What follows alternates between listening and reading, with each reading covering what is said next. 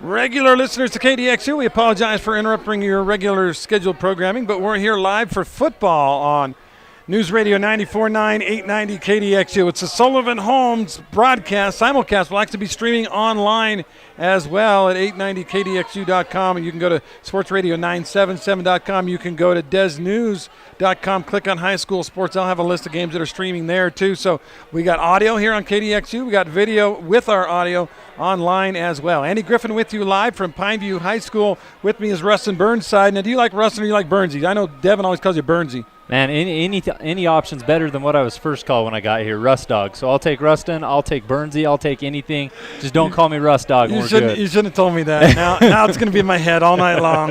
All right, I won't call you Rust Dog. I'll try not to. That's all right. If you do, I'll forgive you. I'm just happy to be calling football. You only build your dream home one time, folks. That's why you need it done just right. Visit sullivanhomes.com today. They're our title sponsor. And this is the pregame. Pineview and Highland getting ready to do battle. The Gladiators out here on the artificial turf at PVHS and Panther Stadium. Pregame is brought to you by Interior Design Center. Like them on Instagram to see some of the stylish looks, or visit interiordesigncenter.com. And I'll tell you what, Burnsy, Rustin, I got to call you Rustin. I got to go with Rustin. So. Hey, I like it. Better than Rust Dog. Anyway, what a contrast of styles we are in for in this football game. You got Pineview, go, quick. You got Highland. They're going to take every second they can. They're going to run the ball and try to chew the clock. No, absolutely. I mean, when you look at the Highland Rams, one thing's for certain. They're going back to Patrick Brennan, their quarterback, who kind of split time last year. If you look at his season statistics, he played in about half the games. He only attempted 16 passes, AG, and only completed 4 of them for about 86 yards. No touchdowns, no interceptions, but those statistics alone tell you all you need to know about the Rams' passing attack. It's not really existent. I actually asked Coach Brody Benson about a half hour ago. I said, Coach, what's your goal for passing the game? 5 times, 10 times, 15 times? And he said, my goal, honestly, is 0 passes in a game. He said, we love to run it. If we can stay ahead of the chains, we're not going to pass the football. Yeah, and that's Highland's style to and fro. I mean, let's take a look even at last year, jump in our time machine, go backwards to when these two teams matched up. Highland with the 52-35 win. The Rams in that game alone averaged about 10 yards a carry. In fact, they had 517 rush yards on the game and 5 rushing touchdowns from multiple different players, and they only attempted 5 passes. There's no doubt that's last year, new faces, fresh faces, but we're going to see a very similar style of play. Man, oh man, it sounds like that they really tore up the turf running the football last season. Pineview's got their work cut out for them. I asked Coach Hausner about that a little while ago, and he was like, well, he says every one of them up front is physical. He says that's the thing that worries me is they don't have one or two guys. He said 57 is probably their best player. 57 is, let's see if I get his name right, Marion Lotulele, Star Lotulele's little brother. And he said every one of them physical. He's the best, but you know what? If we double, triple team him, they got 2 or 3 other guys that are going to dominate. Yeah, Marion is absolutely fantastic. And one thing about Highland and their rushing attack is they know they have multiple guys who are going to be on top of it. Ben Bohr and Ashton Oliva, these are all people who had multiple touchdowns. And, in fact, Oliva himself averaged 13 yards a carry last year. So this Highland team is definitely – they're not short on stars on the offensive end, on the defensive end. But it's going to be interesting to see how Pineview adjusts defensively, especially last week against Ridgeline, a team who's not too bad at running the football either. You got a first-hand look at that yourself.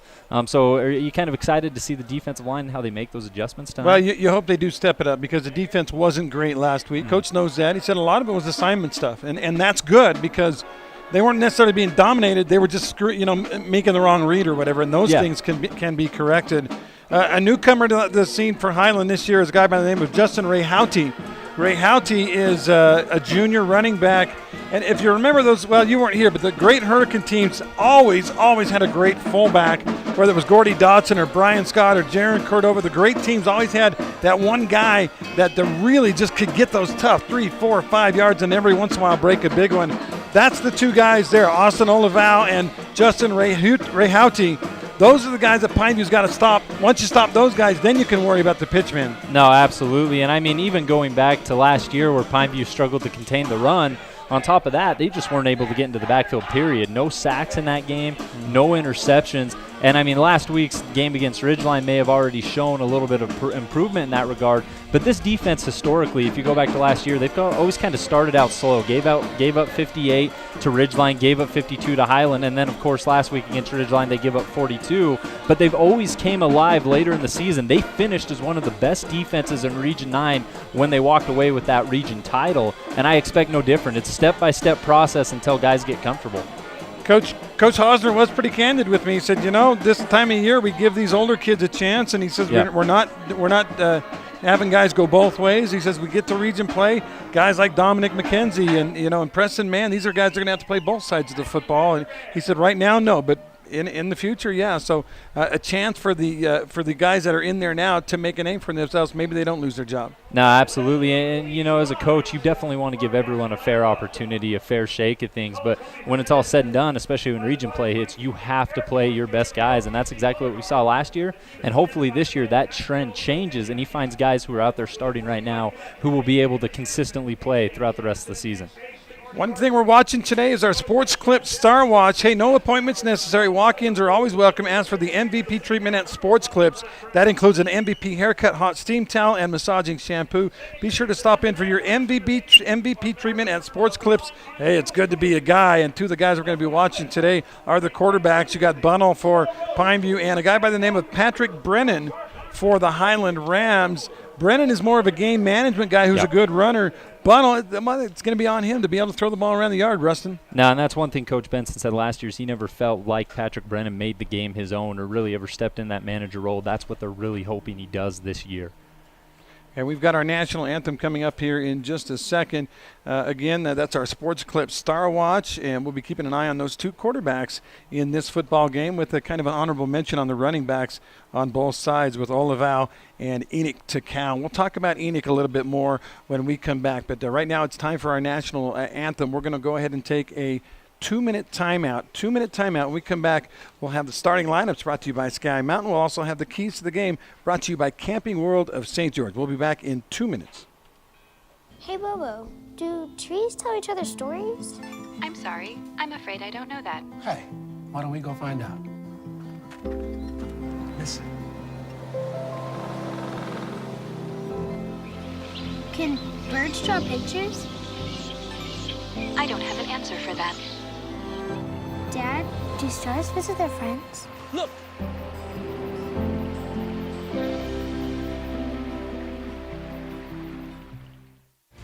For over a century, Dixie State University has been shaping the trailblazers of tomorrow by providing a culture of active learning, active life. With a paradigm of real-world experience mixed with cutting-edge technologies and rich traditions, we provide one of the most affordable educations in the West, set against the most stunning backdrop on the planet.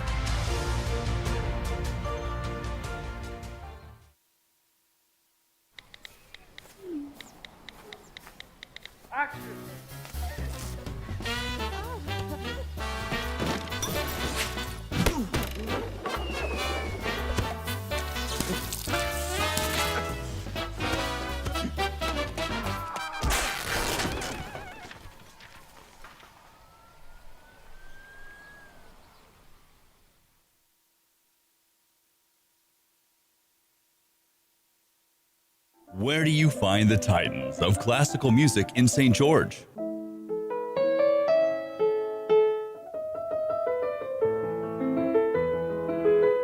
Classical music on Radio St. George, 100.3 FM. Where do you find the legends of jazz?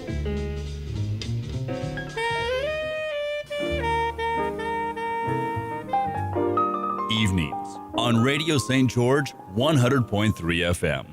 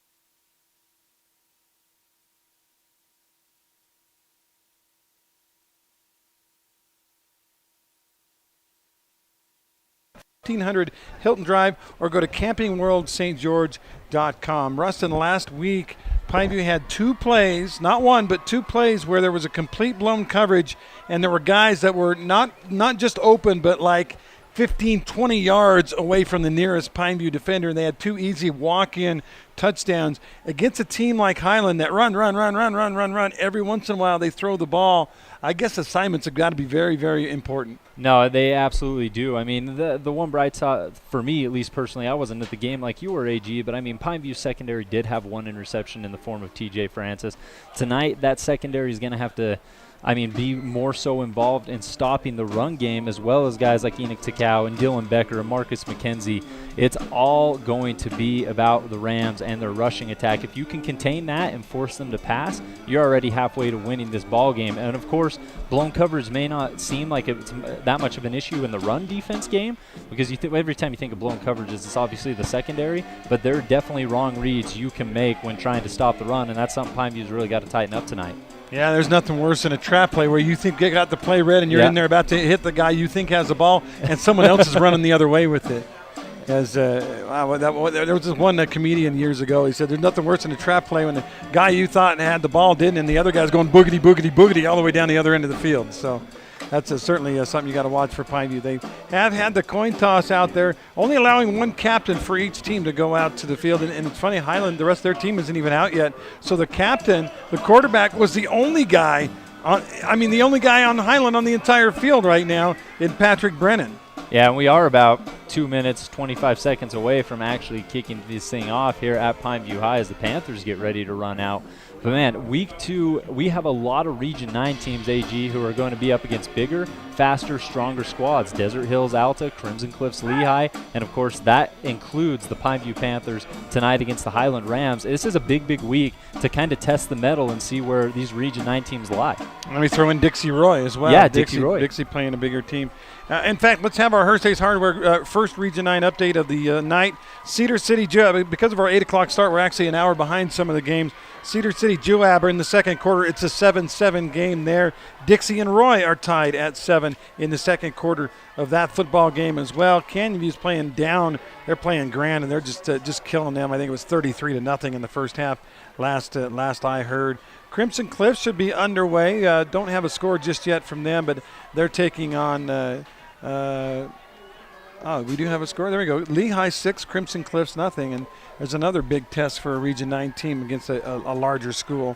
Let's talk about our starting lineups, brought to you by Sky Mountain Golf Course. Hit it to the sky at the beautiful Sky Mountain Golf Course in Hurricane. Schedule a tee time tomorrow. Call 635-7888. And a couple of starters that are going to be so huge for Pineview on the offensive side. Of course, you got Braden Bunnell, the quarterback, running back Enoch Takau, and then how about Dominic McKenzie? This kid is unbelievable. Had several long kickoff returns, including one of about 95 yards for a touchdown last week.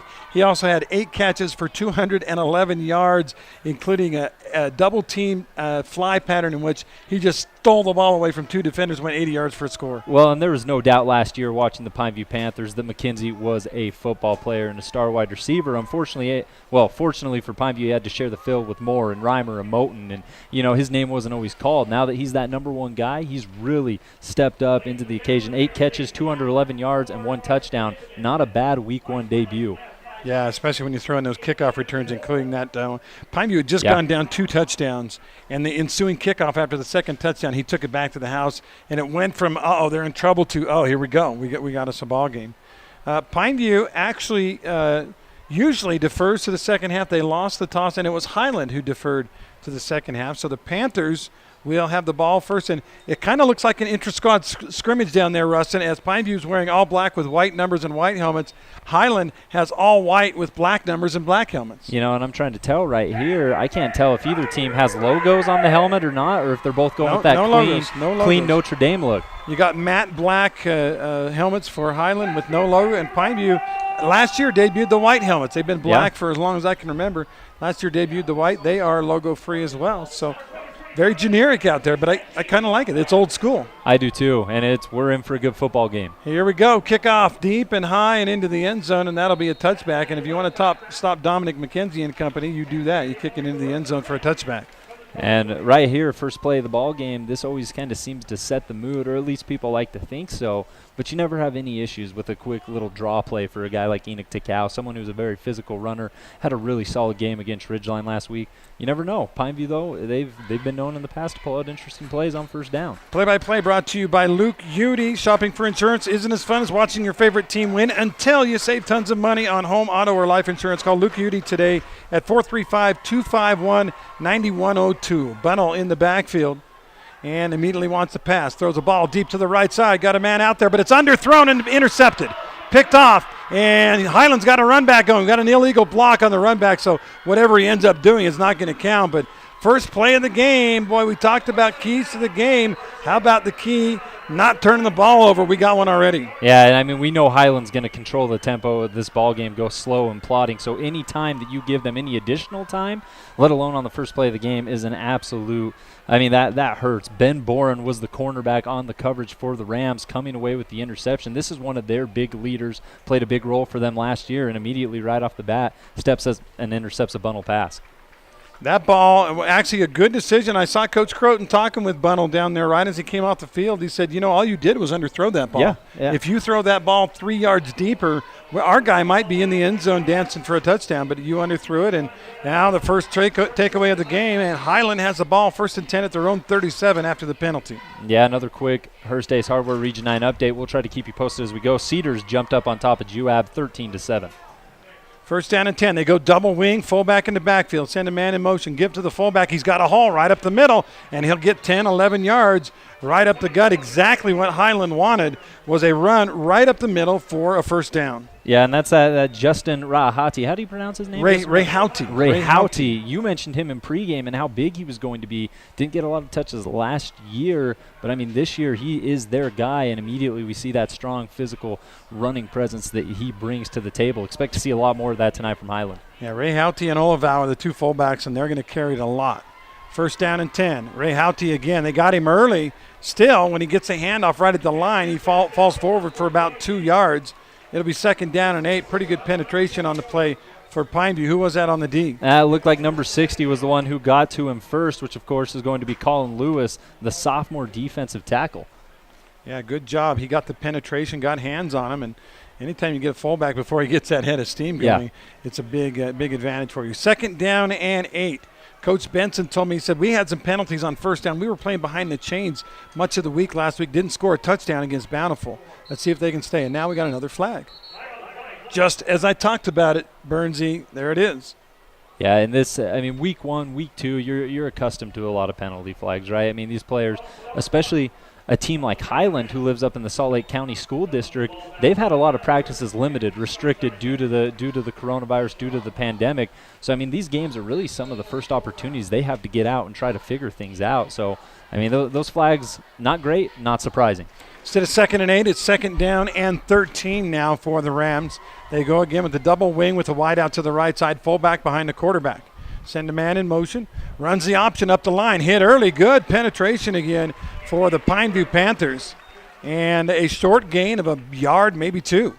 Yeah, and of course that's Patrick Brennan right there. And we talked about he doesn't pass the football a lot. Most run plays designed for Patrick Brennan have kind of had a hard time picking up steam as well going back to last year.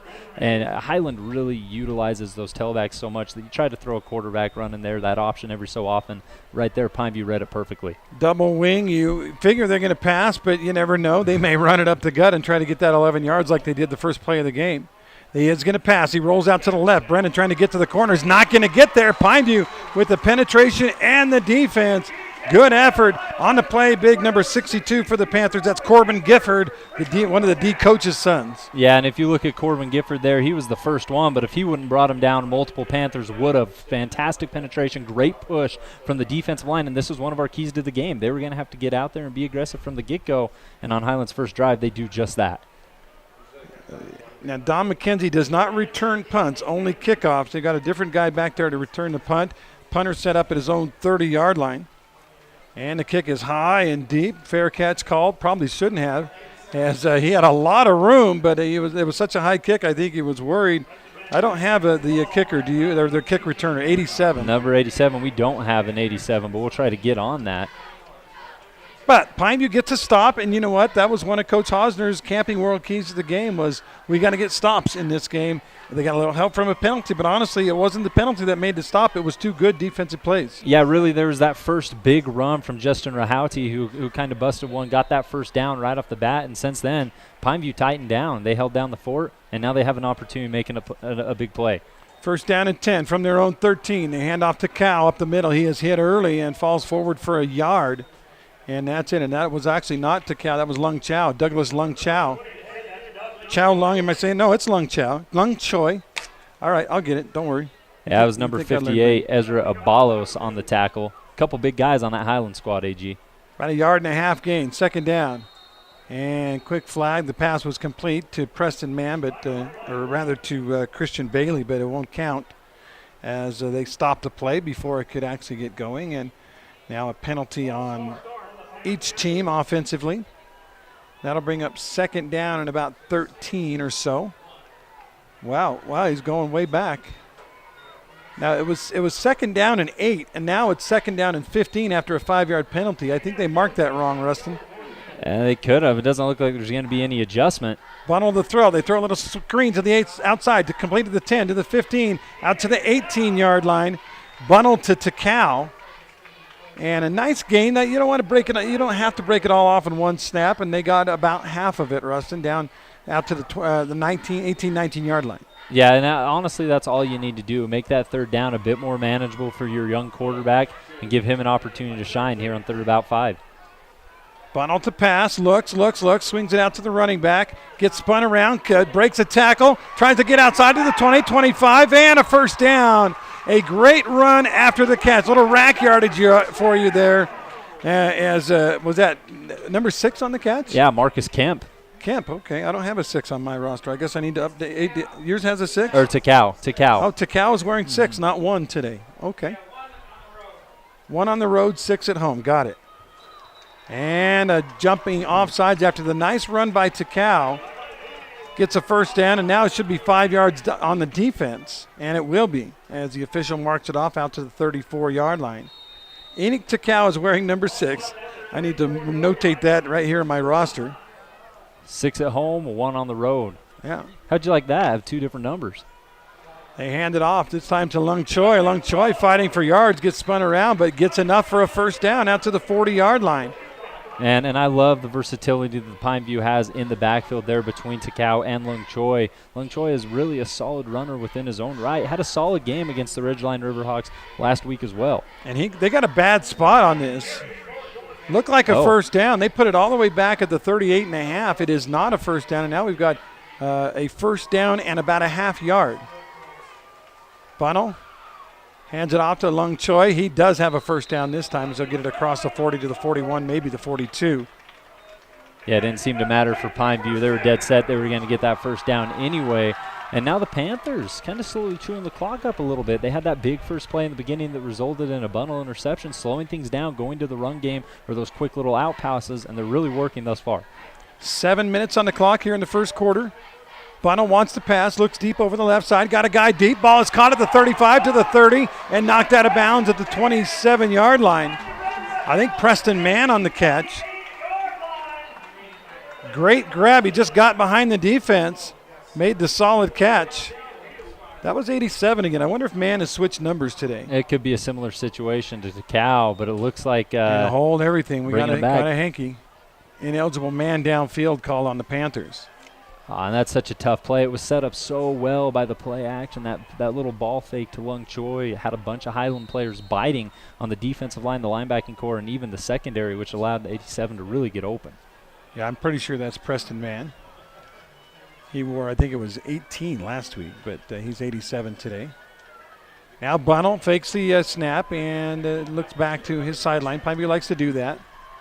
First down and 15, back at the 37-yard line. The big pass play goes for naught. Handed off to Lung Choi, and he is sandwiched in the backfield.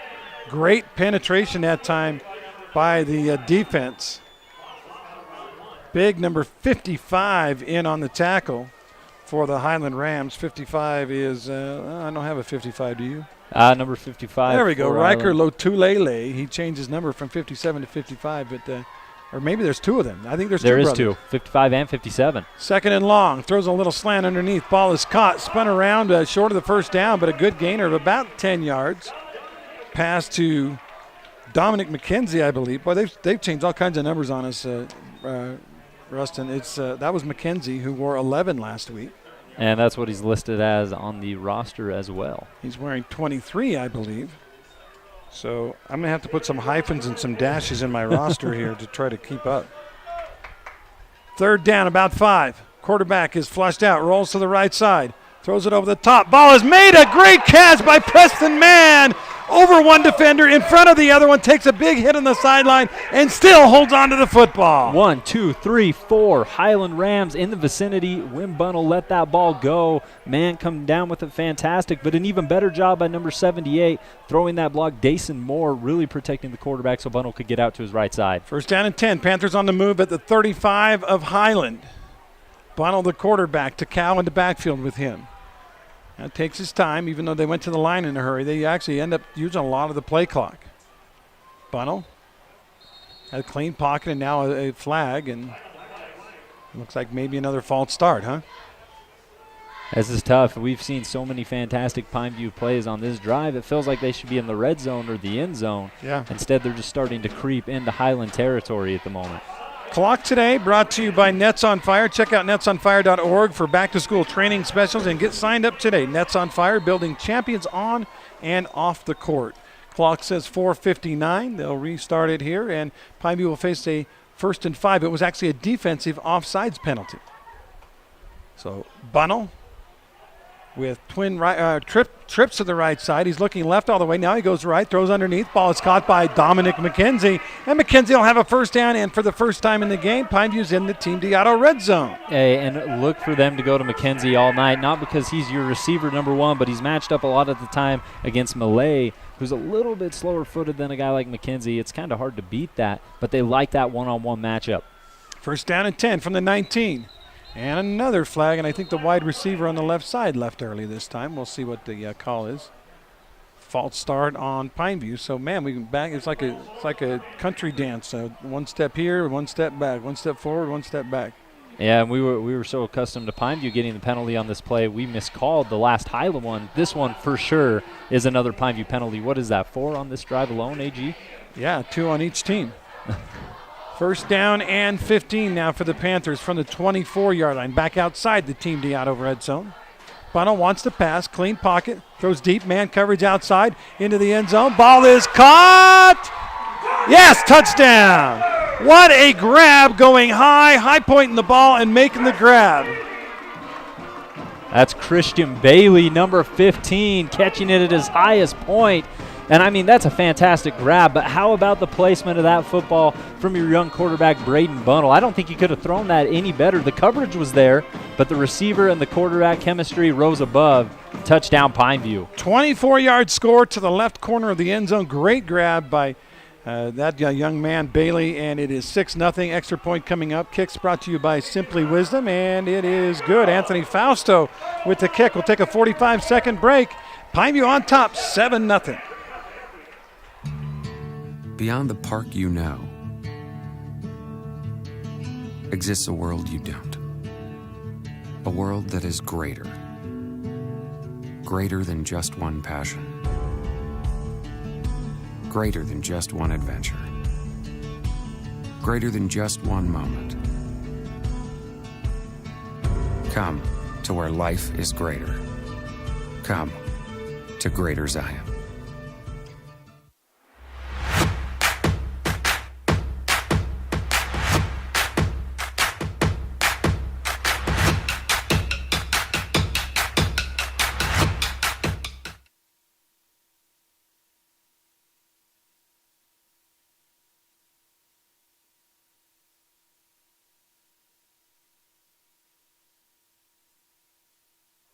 Russ and I got to go to Handel's Homemade Ice Cream yesterday. Holy smokes, that is epic. You and Devin Dixon both, and both of you have told me how great it is, and I got to get out there. I'd take my wife probably tomorrow, but she's out of town, so I got to fend for myself. They got a lemon bar ice cream that you're going to die for, and if you think you died and you need to go to heaven still, have the blackberry fudge ice cream. Ooh. And that's all I have to say about that. Pineview now leading at 7-0 here at our one-loss scoreboard. 4:05 left, first quarter. Panthers actually threw a pick on their very first play, but the defense got to stop. They got right back out there, and here we go as they lead at 7-0. Fausto will kick off this week. Lugo, the backup kicker, is not in the game right now. And the return man actually went to one of the up man, and he looked like he didn't feel real comfortable with the football. That was Darwin Keys. You know, one thing that I really liked about that second Pineview drive, the drive after an interception, not only does your senior quarterback come back and make a big pass out there to Bailey for the touchdown, but also just the fact alone that they were kind of slow and methodical. They played a little bit of Highlands game right there, ran down some of the clock before they really found that perfect opportunity to score. Of course, one thing on top of that, they had to fight through some of those penalty yards, had a couple flags thrown in their direction, but a fantastic job at overcoming that adversity for this Pineview squad. How about Bunnell on the second drive of the game? He was 6 for 7 for 82 yards and a touchdown. And that's counting the interception on the first drive, so it was 6 for 6. They run a pitch to the outside, trying to get to the corner. Pineview strings it out, and the defense makes the play Great effort on the outside, and that's one thing we're finding out about this Pineview team. Their sideline-to-sideline pursuit, Rustin, is very good. Yeah, it looked like Marcus McKenzie was the first to make contact. Then it was cleaned up by Takao himself. So many different Pineview players out there around where the runner was. And, I mean, if one guy doesn't get him down, you've seen two other black jerseys around the same spot who will do what the first failed to do. Fantastic team effort defensively so far. 2nd down and 10. No gain on that play from about the 22.5 for the Rams. This time they go fullback. And was it the fullback or did the quarterback keep that one? It was hard to see because I got blocked out of that one. It looked like it was the quarterback. Yeah, I think the quarterback kept that one. He actually pulled it last second out of his fullback's belly, so that was definitely a read play. But Patrick Brennan with the carry, and he actually got about 7 yards. And it's going to be a very important 3rd down and 3. Pineview just coming off a score. They've got the lead. Can the defense get a second stop? And I think they're in prime position right now. This defense is feeling confident. They've already stopped Highland on one drive. The Rams haven't had the best time moving the football on this one in particular. So big play for this defense.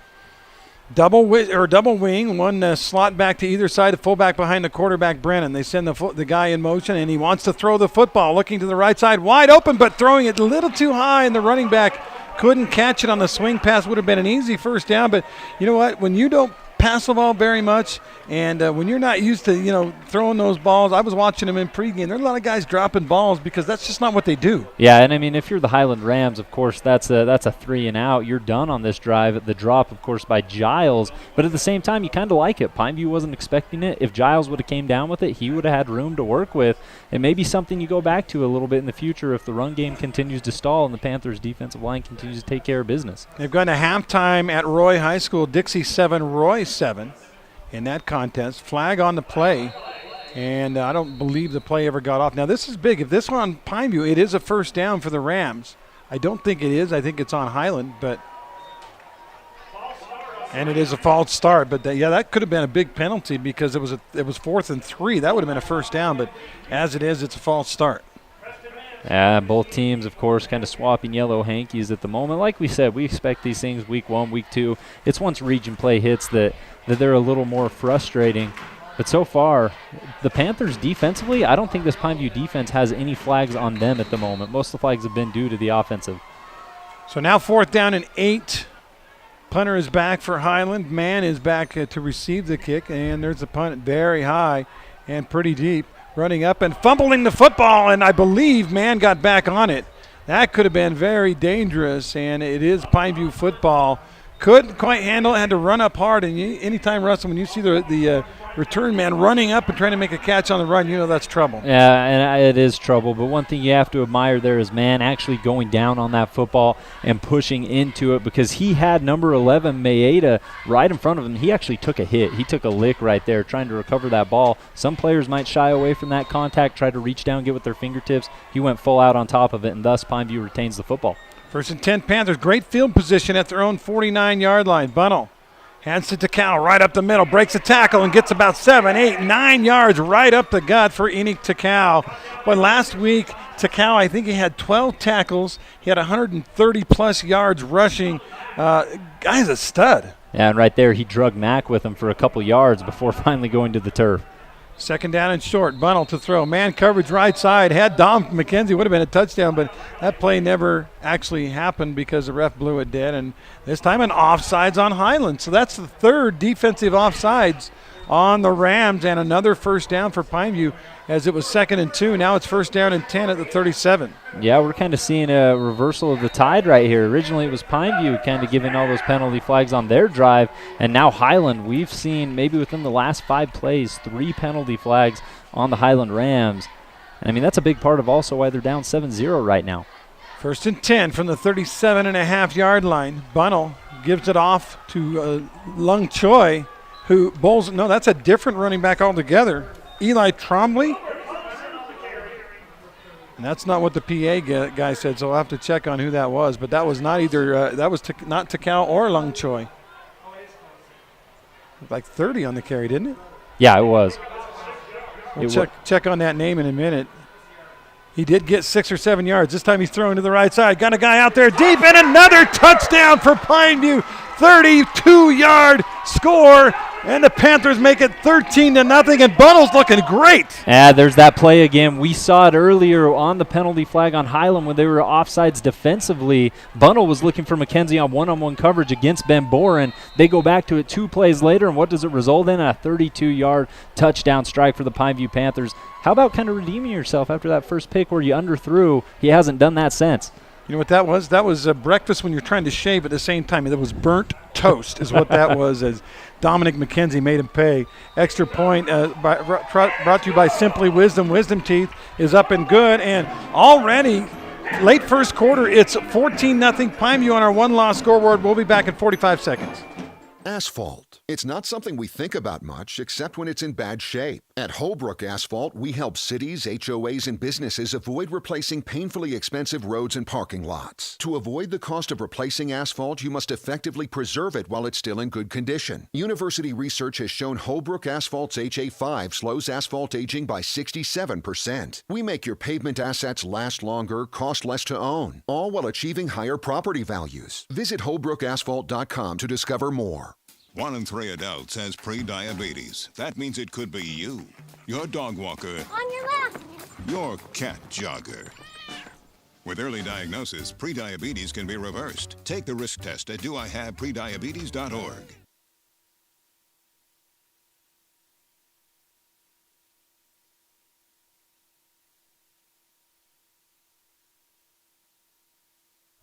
Rustin, you can look at Pineview's drives. First one, you almost have to disregard. They threw a pick on a fade play. But since then, the Panthers have racked up 139 yards of offense. Now the kick return by Highland. It's an average return, gets it across the 20, maybe the 23-yard line. Anthony Fausto kicking it deep. And had a chance to talk with Fausto before the game. And A.J., I want to say McLaren, the kicker from last year. Yeah, for Pineview, McLaren. Talked with him. He's signed to play at SUU, but they canceled football this year, so he's actually helping out and coaching up Anthony Fausto. It was good to talk to him, and I was kind of razzing Anthony Fausto. I said, what kind of kicker wears bright red shoes and wears an earring? But he says, hey, it don't matter as long as I make my kicks. That's all that really matters, and he's right. Yeah, that's very, very true.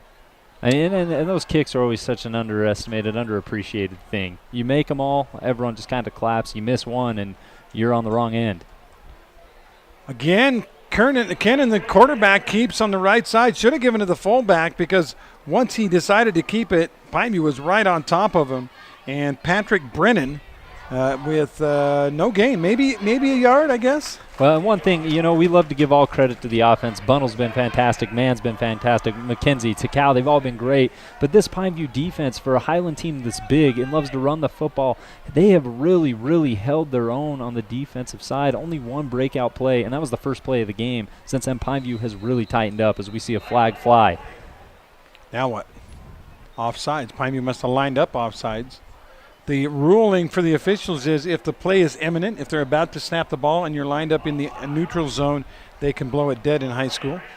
And yet, the one referee on this side said offsides. The referee on that side said no, false start. So actually we're going second down and about 14. Hey, Pineview's defense still clean. I don't think they've had a yellow hanky thrown in their direction. They played clean, they played physical, and they've really had their way so far with this Rams running game.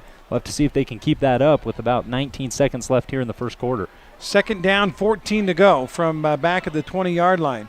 They run fullback this time, and Pineview, they fooled me, yeah. Nice play, as it was actually Brennan, the quarterback, that kept it. I thought he had fullback. He fooled me, and I'm glad I wasn't trying to make the tackle because I'd have had the wrong guy. Yeah, unfortunately for them, Brennan did take a tumble on his way down without being touched, and that's going to end our first quarter.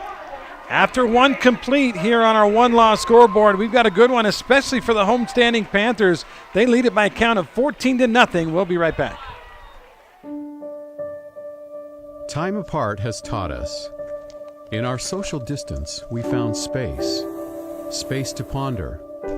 Space to connect. Space to imagine. Space to heal. In the emptiness, we found meaning. In silence, we found beauty. In separation, we've discovered there is so much more to find when we find our space. Find your space.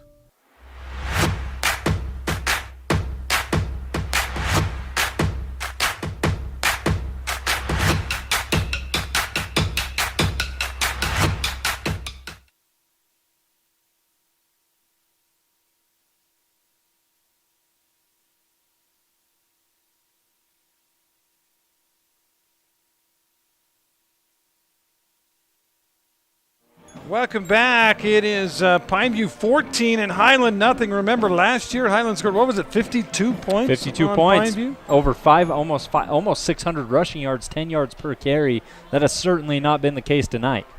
We'll get a Region 9 Hearst Ace Hardware update. You want to throw us a couple scores real quick? Yeah, right play now, here? Juab leading Cedar 14-13. Desert Hills on top of Alta 7-0. Dixie and Roy knotted up at 7. Murray leads Hurricane 7-0. Pineview 14, Highland 0, and then Lehigh 20, Crimson Cliff 0. Quarterback wants to throw, looking over the middle, man. Not a great throw, and a pretty darn good catch on the play for the Highland Rams. How did he hold on to that one in their running offense? Yeah, that's number 6, Seifa Brown. He's a guy who's really getting his first look at receiver this year. The Rams like this kid, and he's kind of encouraged them to pass a little more than probably they want to because he does have talent at that wide receiver position as he comes down with that really, really tough throw. That was a diving catch on a slant pass, and it was about knee high, and he made the play. Nice play. First down and 10 Rams now at the 36-yard line. Quarterback Brennan again wants to run, looking for a hole. He's got one this time. Not a huge hole, but enough to get him into the defensive secondary and pick up about 8 yards. No, that's probably the most room that Brennan's had all day, the most yards he's picked up before he's brought down by Ationu. So second down, about 2 yards to go for the Rams. This is what they want to do. They want to gain 4, 5, 6 yards every single running play, stay ahead of the chains, not commit penalties, and try to get themselves to move the ball. Of course, Pineview already with a 14-0 lead. Yeah, they don't want to give it back.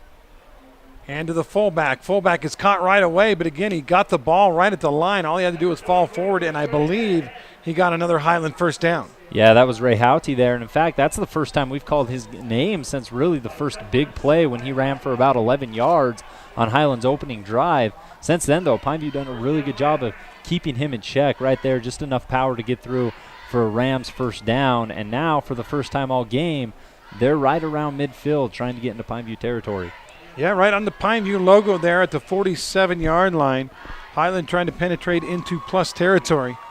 Again, fullback, no, quarterback. No, it is the fullback. He got me again, Preston. And a good run that time. I believe Ray Houghty again picks up 9 yards. Actually looks like that was number 39 for Highland, a switch up. That's Melee, Paige Melee on the carry for the Highland Rams.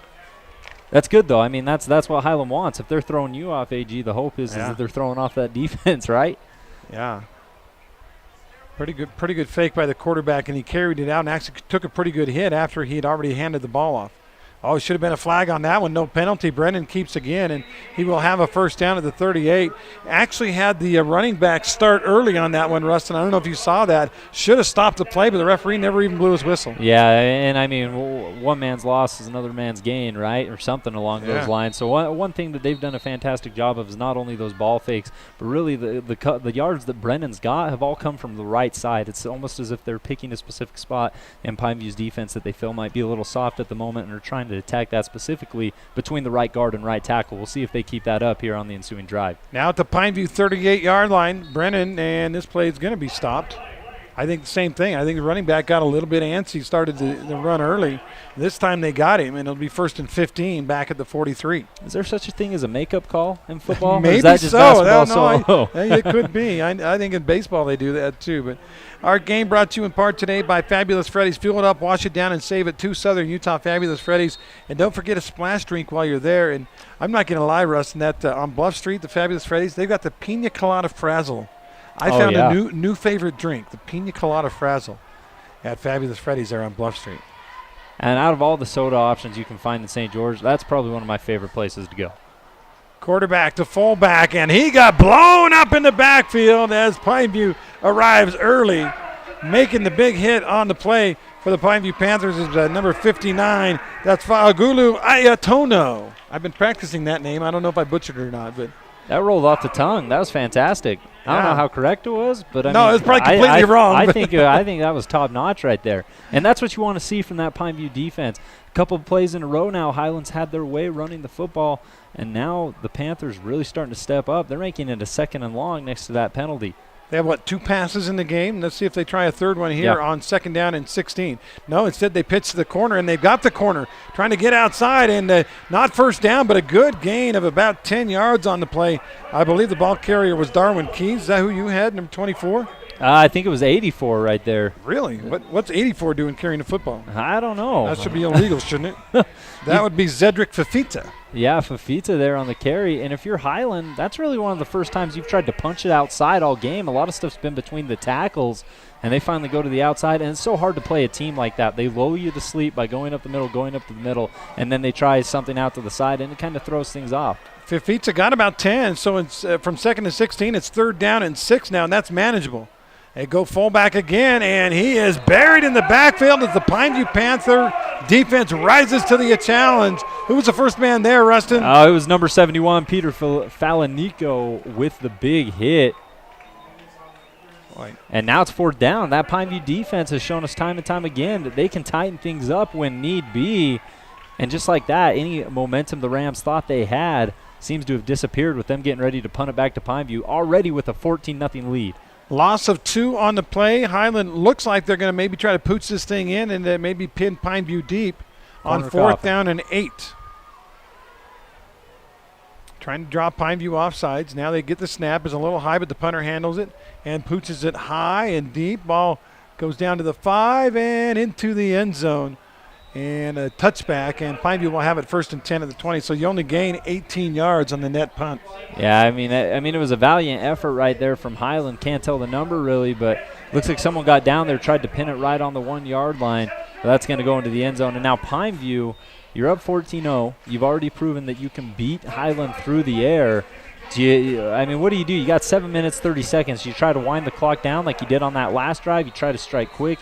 Either way, Panthers do need to be a little cautious, careful with the football here because they're a turnover away from letting Highland get a little momentum. Tiger can't change his stripes, so you don't get conservative here. You end up costing yourself the ball game. I think they're going to do a little run with Takao and a little play action and keep the ball moving. Bunnell is going to pass. Pressure, and down he goes. And that's going to be a sack, and a good thing he held on to the ball because he got a big hit in there. And a loss of about 7 yards on the play. That's Asa Mahina on the hit for the Highland Rams. We talked pregame how Highland has multiple players who can get into the backfield. We didn't mention his name. We probably should have. Big hit, and that is the first sack of the entire ball game. Might be the first sack of the year, as I think back to last week. I don't remember Bunnell going down on the sack. And another flag on the play. And we'll wait and see. Big hits, by the way, today brought to you by Sand Hollow. You know, Sand Hollow has 27 holes, plus you can stay in the villas or check out a show at the new Rock Bowl music venue. Follow Sand Hollow on Instagram or Facebook to keep up with events, or call 656-GOLF for tee times at Sand Hollow Resort. It's halftime out there at Crimson Cliffs. They trail Lehigh 20-0 against the Longhorns. The Longhorns, a team who lost last week 55-0 against American Lehigh Fort. Pioneers, though. Got to get that mascot.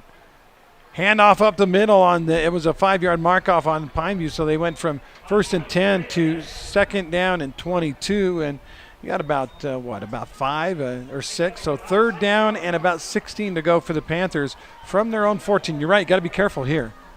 Yeah, sorry, AG. Longhorns is Lehigh's rodeo team. That's my bad.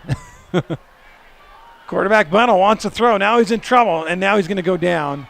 That time, if he escaped the first guy, if he'd have looked downfield, he had some guys running man coverage. He could have thrown it up there, but he was too busy running for his life. And another sack by the Rams will be up 4th down. Yeah, big play there for Highlands defense. Big possession. Really the first time all game, other than the interception, that they've proved they can stop this Panthers attack. But honestly, at the high school level, it's so tough. When you're under pressure, you're never really thinking of getting it out to that next guy. That's something you learn more at a collegiate or professional level. You're just trying to stay up. So punting situation, Fausto is out there standing about a yard deep in his own end zone. Let's see if they bring the pressure. Here comes the heat. Fausto gets the kick away. Very high, not real deep kick. It'll bounce at about the 35 and a roll. Take a Pineview roll all the way up the sideline and into Highland territory. Finally down at the 42-yard line. That's going to end up being, a 38-8, 46-yard punt and no return. Hits on the 35-yard line of your own, on your side of the field, ends up on the 42 of the other. So it's looking like the Rams were going to get good field position, and you can argue they still may have that. But, that was a very, very generous Panther roll. So 1st down and 10 Highland as they start at their own 42-yard line. Pineview's defense has shown they have the ability to get stops, Rustin. Now it's a matter of, you got a 14-point lead. You got 5:25. Highland has just enough time. They can grind it all the way if they can get their offense going. Yeah, and they've been into Pineview territory once, but they've never really felt like they would score the football. They need that to change here. Double wing, quarterback keeps, pitches it to the outside. That's what they want to do, make him pitch it early. And we got a flag on the play as the running back will get outside and get a first down, but it's going to be a penalty on Highland. The ball carrier was Maia Giles. Yeah, Giles had that drop earlier, tries to redeem himself there, and we end up with a penalty. Going to be a holding on the Rams right at the 42, so it'll be almost an exact perfect 10-yard penalty.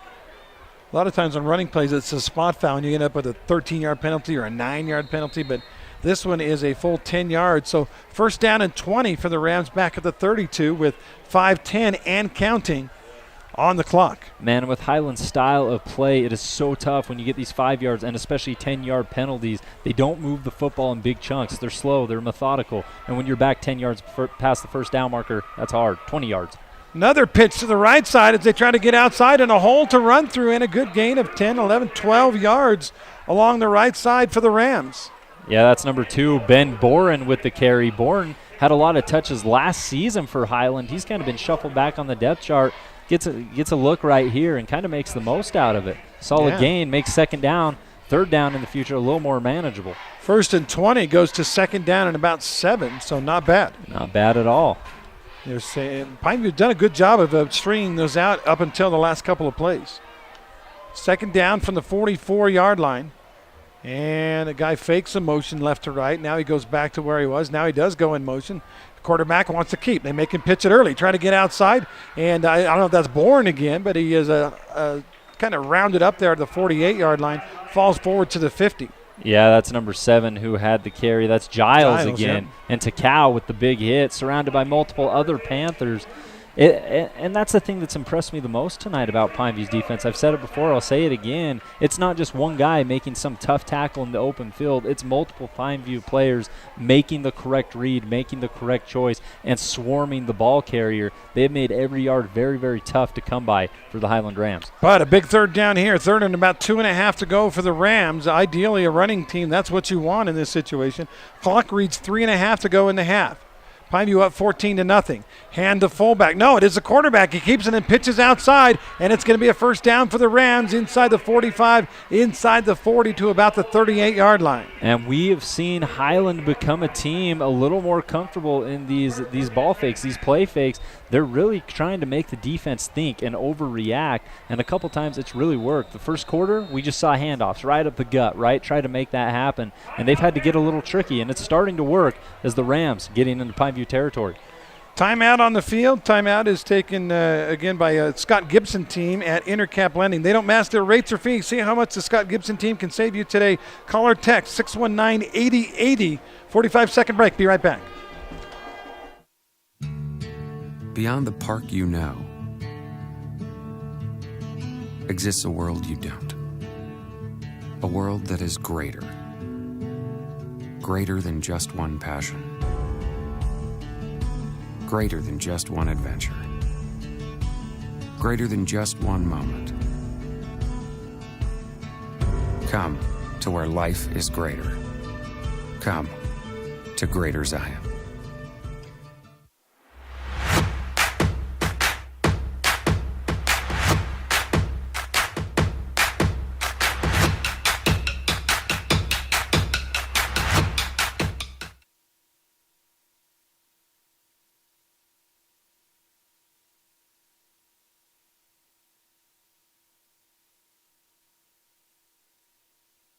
Well, the yardage starting to even out a little bit as 99 yards for the Rams. Pineview right now at 137 yards, but it's the Panthers on the scoreboard up by a count of 14-0. 3:10 left in the first half, and Highland with a first and 10.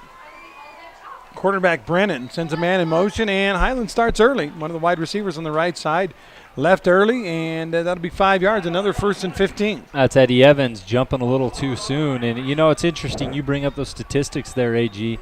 We're thankful for the opportunity to have those statistics right now. But, I mean, it seems like it would be a pretty even ball game, and a two-score ball game isn't the biggest differential in the world. But, I mean, it shows you having a competent passing attack as opposed to just being able to run the football opens so many things up for your football team, and it's largely why the Panthers are up 14-0 right now. Big situation now. 1st and 15, 3:10 left in the half. Highland trying to get something before halftime. They send a man in motion, pitch it to the motion guy. He dropped it for a minute. Now he's being strung outside, and Pineview's all over it. It's going to be a loss of 3 or 4 yards on the play, and Enoch Takau, one of those on the outside.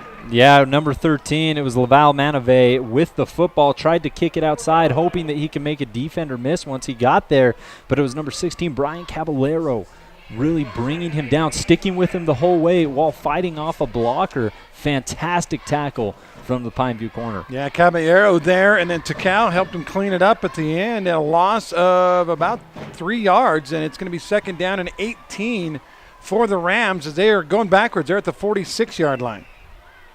Clock ticking, 2:28 left. They got to start hurrying pretty soon, Rustin. See if we see a pass here from Highland.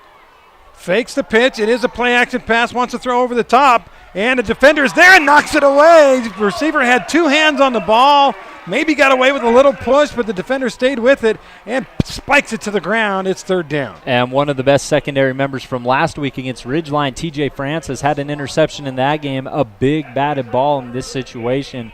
He's one of Pineview's best cornerbacks out there on the field, and great recognition by him just to realize where the ball was at on the receiver's fingertips and just getting a hand in there and knocking it to the turf, getting his head around in time.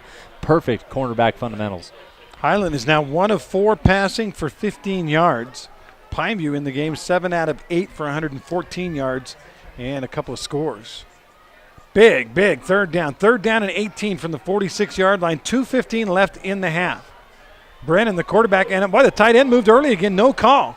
Brennan looking, throws deep over the right side, and it's overthrown and incomplete.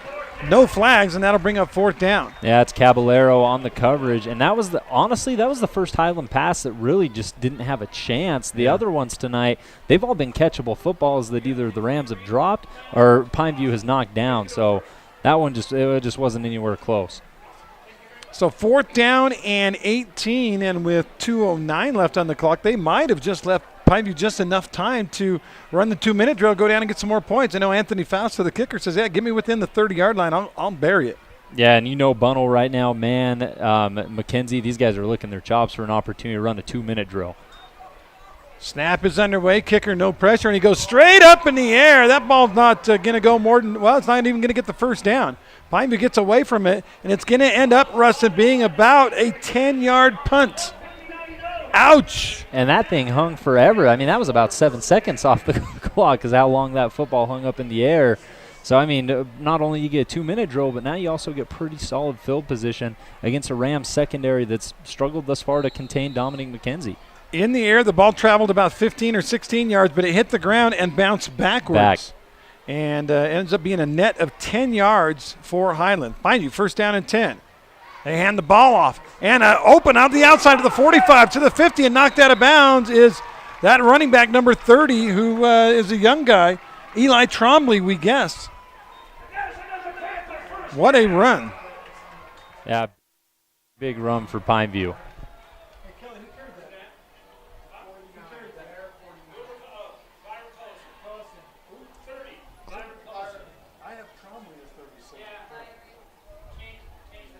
All right, that was Byron Collison that carried the ball. Collison this time stopped in the backfield, kicks it outside. He's going to make something out of nothing, ends up with about a 4-yard gain, Rustin, on what should have been a loss on the play. And with 1:22 on the clock and running, Pineview now faces a 2nd down and 6 from the 45. Yeah, I think this Rams squad was expecting a lot of quick passes from Bunnell. Instead, they have rolled Collison on the ground game, and it has really paid off. 2nd down and 6 from the 45. Clock running, 1:05 to go. Still looking for the sideline for the call. Bunnell says, all right, what's the call? Let's go. 1 minute now and counting. Got to put the ball in the air at this point.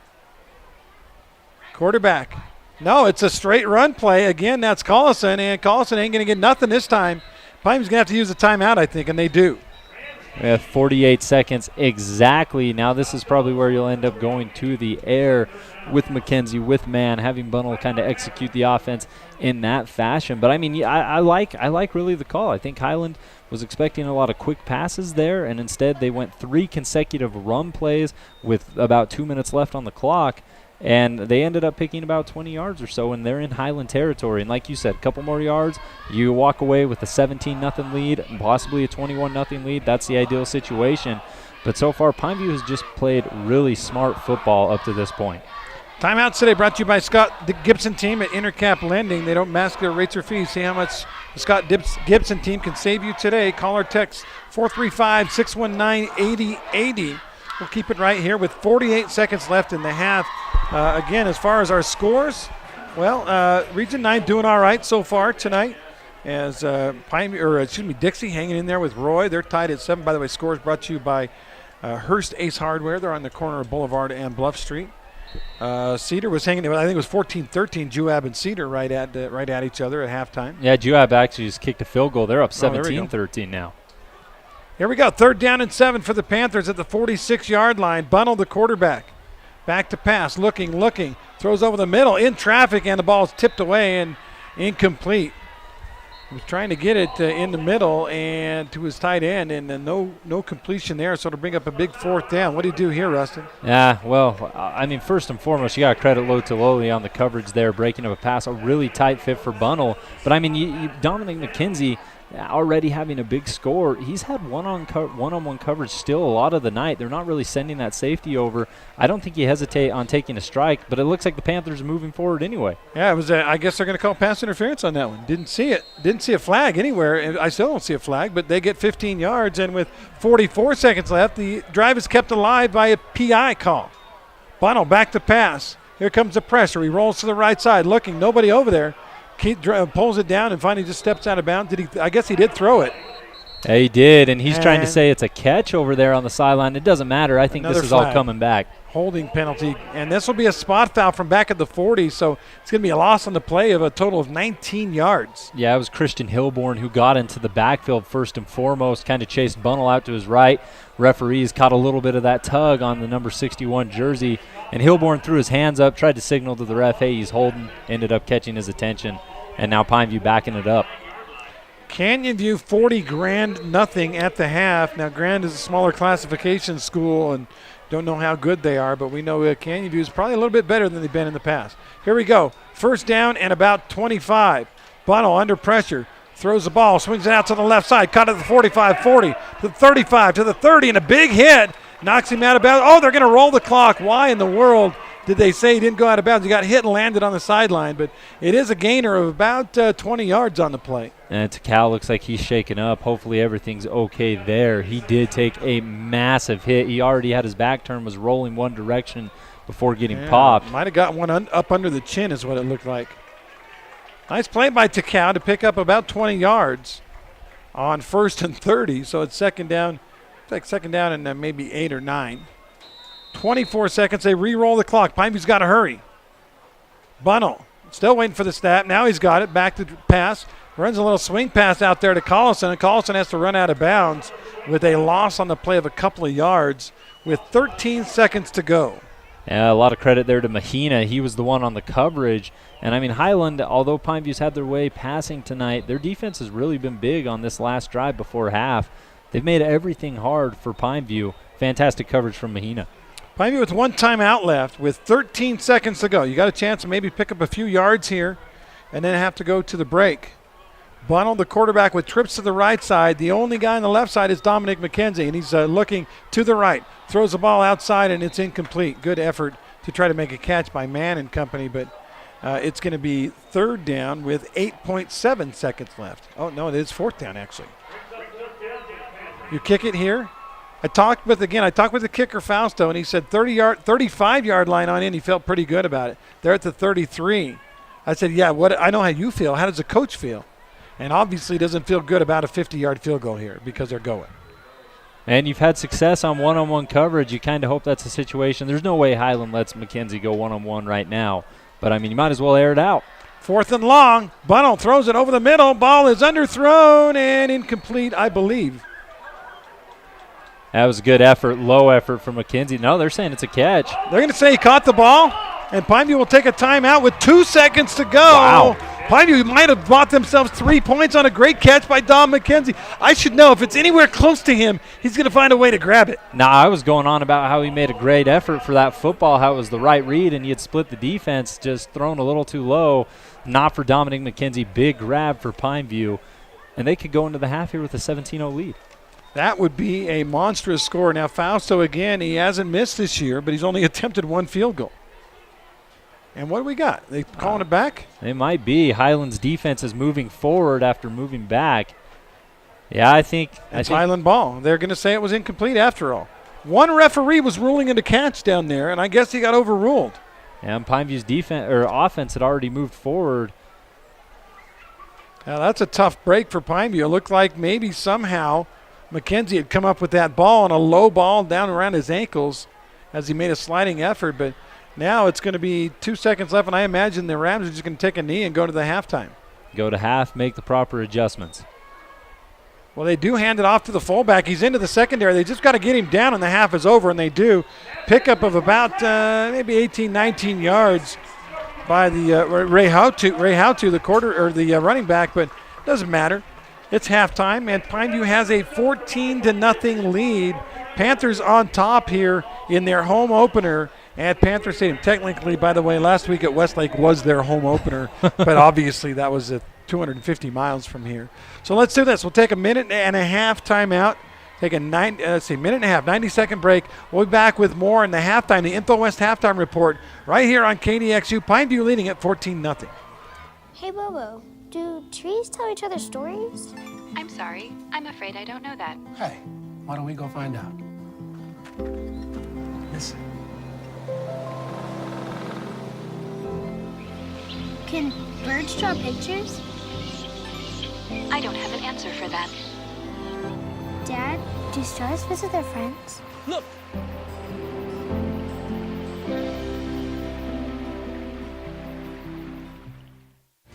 For over a century, Dixie State University has been shaping the trailblazers of tomorrow by providing a culture of active learning, active life.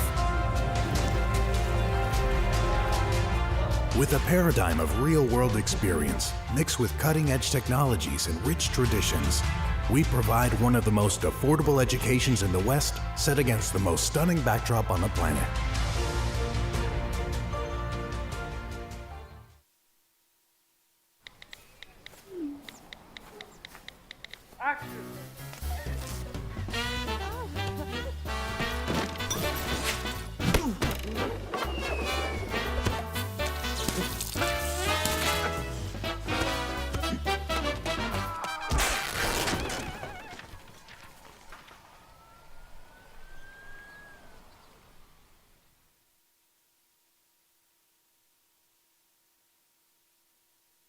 Where do you find the titans of classical music in St. George?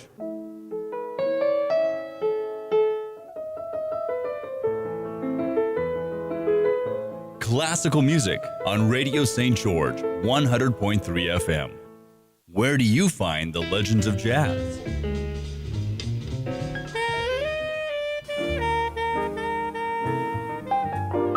Evenings on Radio St. George, 100.3 FM. Yeah, thanks so much to InfoWest, the internet people, for the fastest internet in southern Utah and a local support.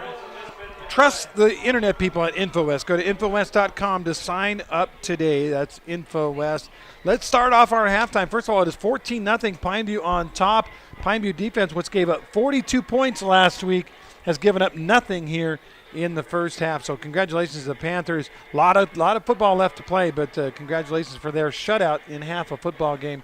Rustin, why don't we do this? Let's start with the Hearst Ace Hardware scoreboard update if you want to check in on what's going on around the region.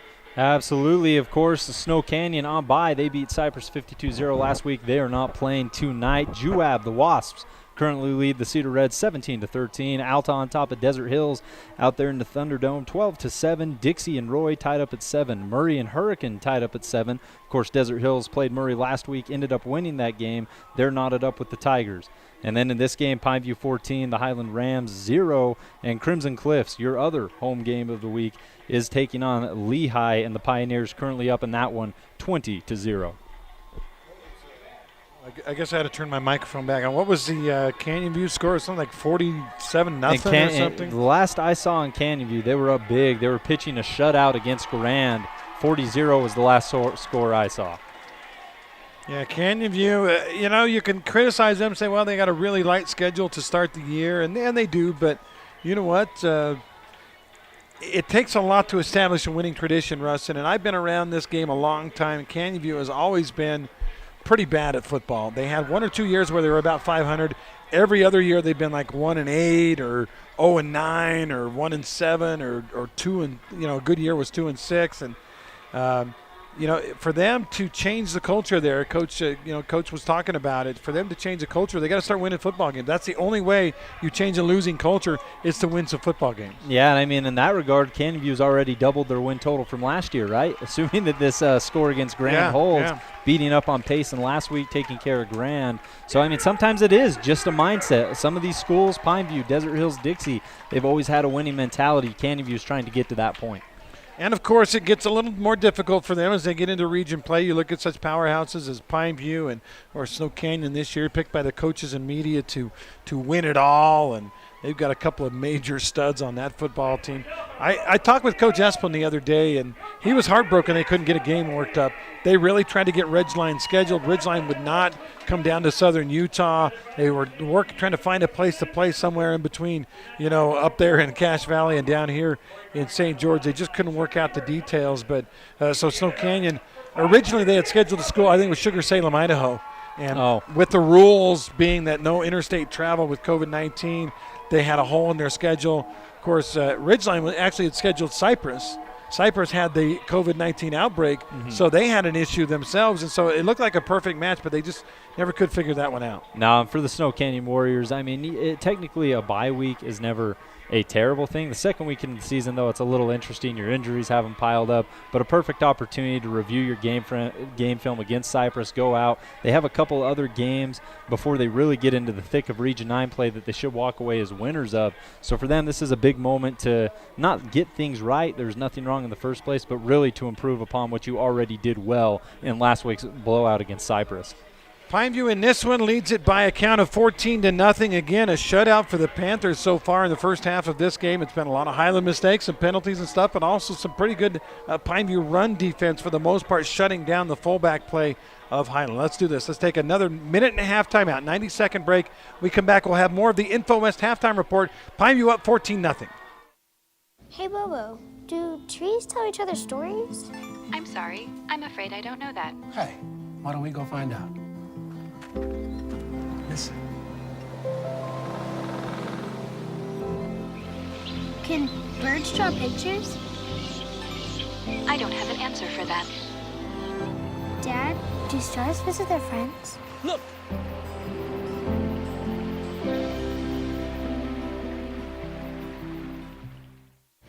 For over a century, Dixie State University has been shaping the trailblazers of tomorrow by providing a culture of active learning, active life.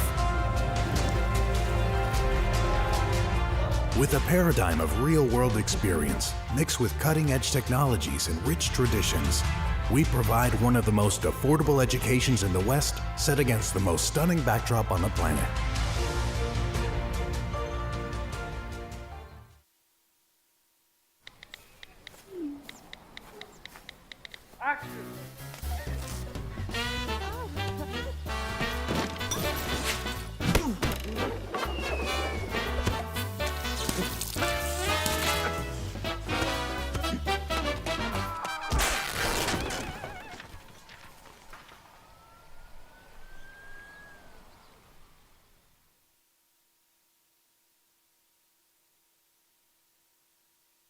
Where do you find the titans of classical music in St. George?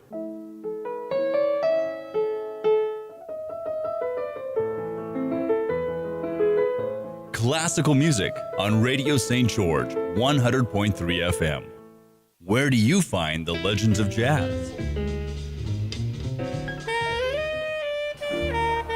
Yeah, welcome back. 14-0 Pineview on top of Highland. On Radio St. The George, Panthers scored both touchdowns in the first FM. quarter. Looked like they were headed for a blowout win, but Highland's defense got tough. Pineview's defense stayed tough, and that's where we are right now. 2 touchdowns for Pineview and no touchdowns for the Highland Rams. The only touchdowns in the game, Bunnell hit Christian Bailey with a 24-yard touchdown pass on the left side. He just high-pointed it, got both hands on the ball, and wouldn't let the defender knock it away.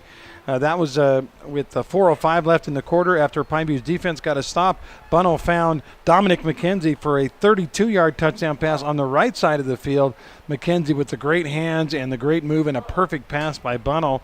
And that's your scoring. Didn't take long to recap a 14-0 game scoring summary. No, it really hasn't. And honestly, this has been a defensive treat on both sides of the football. One thing that we were really keeping an eye on when we started this game up, AG, is the fact that we wanted to see Pineview's defense tighten up. Ridgeline last week, they had a lot of success, 3 rushing touchdowns, 3 passing touchdowns, and now against a bigger Highland team, you're actually keeping them in check. And I get it, they're run heavy, they don't want to pass the football a lot, but the fact that you're stopping the run is a really positive sign for this Pineview Panthers defense. Looking out at the crowd here, of course, everyone's masked up. I think a lot was made, and we probably should talk about it. The fact that last night they had the American Fork had a football game, and they actually stopped the game partway through and said, look, this game is not going to resume until everyone in the stands has their masks on, and students, they set up student sections in the end zones. Students, go to your sections. If you don't go to your sections, we're not playing any more football. I'm not a big fan of the mask thing. I talk about it all the time on my morning show on KDXU, but the truth of the matter is, if you want football, you will follow these rules, plain and simple. Well, and that's the thing, right? It's not about you or your views or your theories or your ideas. This is about your kids and your coworkers' children actually being able to play a sport that they love. When you're in high school, the only thing that matters to you as a high school athlete is the season, right? That's all you look forward to. That's the only thing in your life that really makes that much of a difference, that and trying to land a girlfriend, right? So we're trying to help these kids play the game they love. We're blessed to live in the state of Utah that's actually turning the lights on Friday night, letting these kids get down and into it. And if we want that to keep going, then we got to do our part. It's a small part. It's not something we all agree with or want to do. But if we can just do one small thing to help these kids keep playing out this season, absolutely.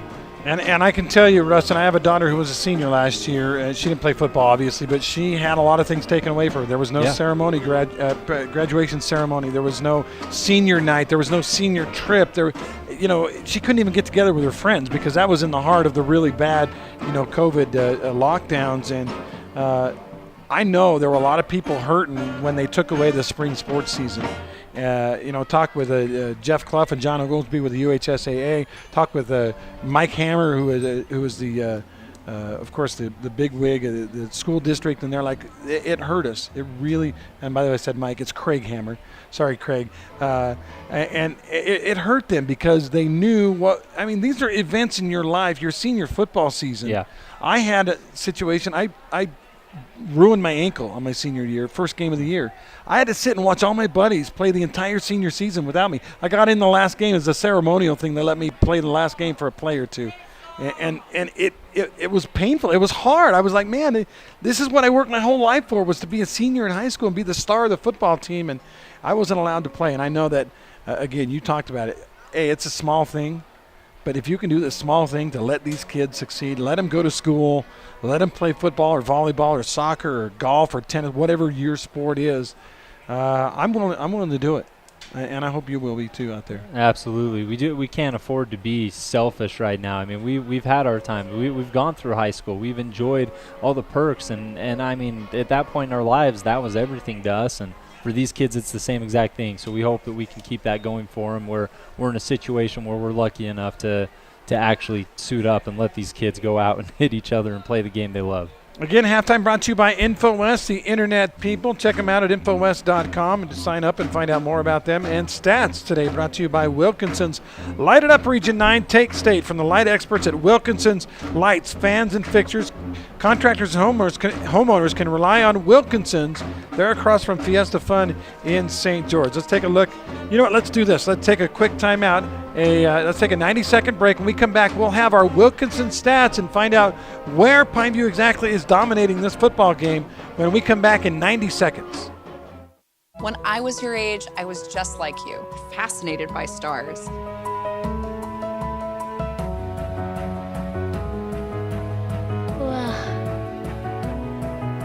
But now I get to search for life in the universe.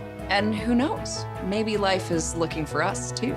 So we're like aliens to them? Yeah. Does anyone want to be a scientist now? I do. Awesome. We need more girls in STEM. Maybe we can find aliens. take the road less traveled. Run free, unwind, unravel. Someplace outside with lots to do.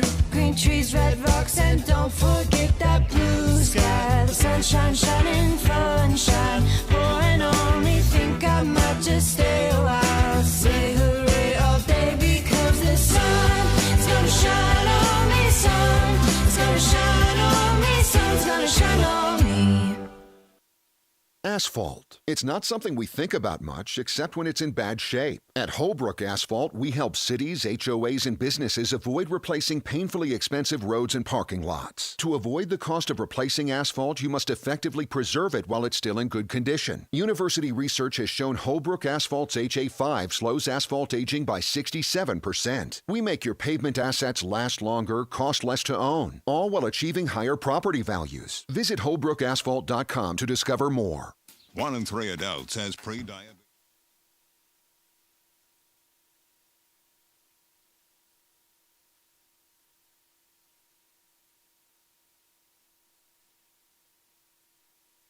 It is halftime. Pineview leading it by a count of 14-0. Obviously, a lot of football left in this one. Panthers have their work cut out for them. But listen to some of these stats, folks, from the first half of the game. Pineview with 130 passing yards and 42 rushing yards. That's 172 yards to 114 for Highland. Now, I'm a stat guy. I love stats, and I got to tell you, Rustin, for Pineview to give up just 114 yards of offense to a high-powered offense like Highland, that's a big deal. No, it is a really big deal. In fact, if you go back last week against Ridgeline, I mean, like we said, 3 rushing touchdowns, 3 passing touchdowns. The Riverhawks were balanced all the way around. But, I mean, the defense has doomed you to slow starts in the past here at Pineview High School. They had an excellent opportunity to tighten up on last week's 188 yards and 3 touchdowns and the 309 pass yards. So far, they've well exceeded that passing goal, and they're really on their way to doing the same exact thing on the ground game. So big steps in the right direction for some of these kids who are still trying to prove that they belong on that starting defense by the time Region 9 play hits. On offense, Braden Bunnell started the game with an interception. Since that interception, he's 9 out of 11 for 130 yards and 2 touchdowns. That's a way to bounce back from a pick, huh? It's a really big way to bounce back, and it just shows the confidence that Pineview has, and it always seems there's a lot of confidence in Pineview's passing game. Dallin Brown, McLeod Croton, and now add Braden Bunnell to that list. They're very comfortable with letting their quarterbacks redeem themselves in big ways, and the quarterbacks have always had the talent to do just that. Big bounce back for Bunnell. Pineview got 24 rushing yards from Collison. They got 17 from Lung Choi. Enoch Takao only 1 carry for 9 yards in the first half. He does have a couple of pass catches. Actually, 3 catches, 39 yards. Leading receiver is Dominic McKenzie. 3 catches, 54 yards, and a touchdown. And Takao leads the team with 4 tackles in the first half. For Highland, it looks like their quarterback 1 for 4 for Brennan for 15 yards, no touchdowns, no picks. And, they've got, about 90 yards, 99 yards running the ball. But Pineview's contained them well as we get ready for the second half. Hey, for a team that only runs the football, that's a very impressive job from the Panthers front 4 and linebacking core. Stats brought to you by Wilkinson's. The second half is underway as the return man tries to get outside, gets across the 25 and out to the 30-yard line. And the Rams will take over maybe the 31. First down and 10. This is big. Pineview usually defers to the second half and they get the ball first. Yeah. But Highland won the toss. They deferred to the second half, and it paid off. They got a pick on the very first play, but Pineview dominated the rest of the half. If Highland goes right down and scores here, we got a whole new ballgame. We do, and that's the tricky part right now is having Highland go down and score. They need it desperately to try to open this game up. Never at any point has Pineview really felt like they've been threatened for the Rams to actually get into the end zone. So we need to see a big offensive possession from Highland. I think they got inside the 40 once. That's as far as they got. Quarterback pitches. Good late pitch, and the man gets outside. He is upended. A little somersault and a Sand Hollow Resort big hit, but it is a gain of about 9 yards on first down. Yeah, Ben Boren on the carry. Big part of the offense last year, starting to become a bigger part as we progress into this game. And, I mean, Highland before the half, they kind of had their momentum disrupted. They were doing a lot of ball fakes, a lot of play actions, and it was starting to work until they had to hustle up before the end of the half. Let's see if they get back into that rhythm. The official gain is 8 yards, so second down and 2. Send a man in motion. They give to the fullback this time. He only needed 2. He got about maybe 2.5. And I believe that's enough for a first down, Russ, and it's going to be close, but I think he got it. Yeah, they're going to move the chains right there, and he did so on the back of Christian Hilborn, the big senior offensive lineman for Highland, leading the push as the Rams pick up that first down. Fullback, we thought we'd see some of Ashton Olivau at fullback. He hasn't played. I don't know that he has a single carry in the game. It's been mostly Justin Rehati who has carried the football. He carried it on that one. It's first down and 10, Rams at the 42-yard line. Quarterback Brennan again wants to go wide. He's got it. He's wrapped up in the backfield by who else? Enoch Takau with the TFL, a tackle for loss. And we know that Takau is a very capable running back, and you mentioned the statistics earlier. Hasn't had too much offensive involvement from the backfield, but he has made his impact known everywhere on the defensive end. We've seen number 6 on all sides of the field. Well, what do you do? If he's your best defensive player and he's a really good offensive player, you say, well, maybe we need to use him more on defense. You saw right there what he can do. A loss of about 3 yards. Second down and long for the Rams as they go heavy to the right side. 2 wideouts and a slot to the right. Fullback behind the quarterback, Brennan. Brennan hands to the outside man. I believe that's Bourne. Bourne is hammered out of bounds, and it wasn't Bourne. It was a different ball carrier. This time it was number 21. There's Olivau. We were just talking about him. He finally got a carry. And it's interesting. They started out this game with Melee and Rehate and a couple guys there. Now we're starting to see some of those big names who put up those statistics last week in that 7-6 loss against Bountiful. We're starting to see some of those guys who put up statistics last year carry the rock a little bit more as Highland tries to increase the offensive intensity. Olivau got 7. It's third down and 5 for the Rams from the 47-yard line. They got to get to the Pineview 48. Quarterback gives it to the fullback. No, he keeps it himself, turns it upfield, fights for yardage, and he got the first down. Second effort by Patrick Brennan, the quarterback. They had him about 2 yards short of the first down. He kept the legs turning, Rustin, and got that first. Yeah, and initially the first Panther to get a hold of him was Dylan Becker, and Brennan pushed right through number 24, continued forward for a couple more yards, enough for the first down, but a fantastic second effort from the quarterback. And we've seen him. He's ran the football quite a few times, AG, and none of them have been for really more than 3-4 yards, but he's done it consistently. None of them have been for losses. That time he got 7, and it's a first down and 10, Rams at the Pineview 45. We're about 2.5 minutes into the second half. Rams trying to cut into a 2-touchdown deficit at the hands of Pineview, and we're going to have a flag. Is it going to be offsides on Pineview, or did somebody move? That's going to be... Yeah, I think they're going to call it on Pineview. Yeah, they do. Yeah, it looked like number 60 was the first one off the defensive line for the Panthers. That's your captain. That's the coach's son, Brennan Shaw. Of course, Todd Shaw's son, his older son, Brock Shaw, is out on a mission right now. And Brennan is the captain of this team. He's the one guy that gets to go out on the coin toss. So it'll be first and 5 at the 40.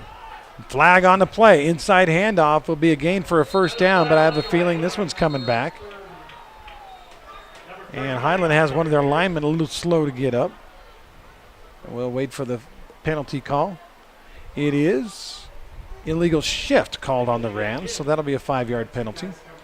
Well, and another positive for Pineview's defense. Obviously, Highland kind of backing themselves up right now. But and correct me if I'm wrong, AG, but was that last penalty flag the first on Pineview's defense?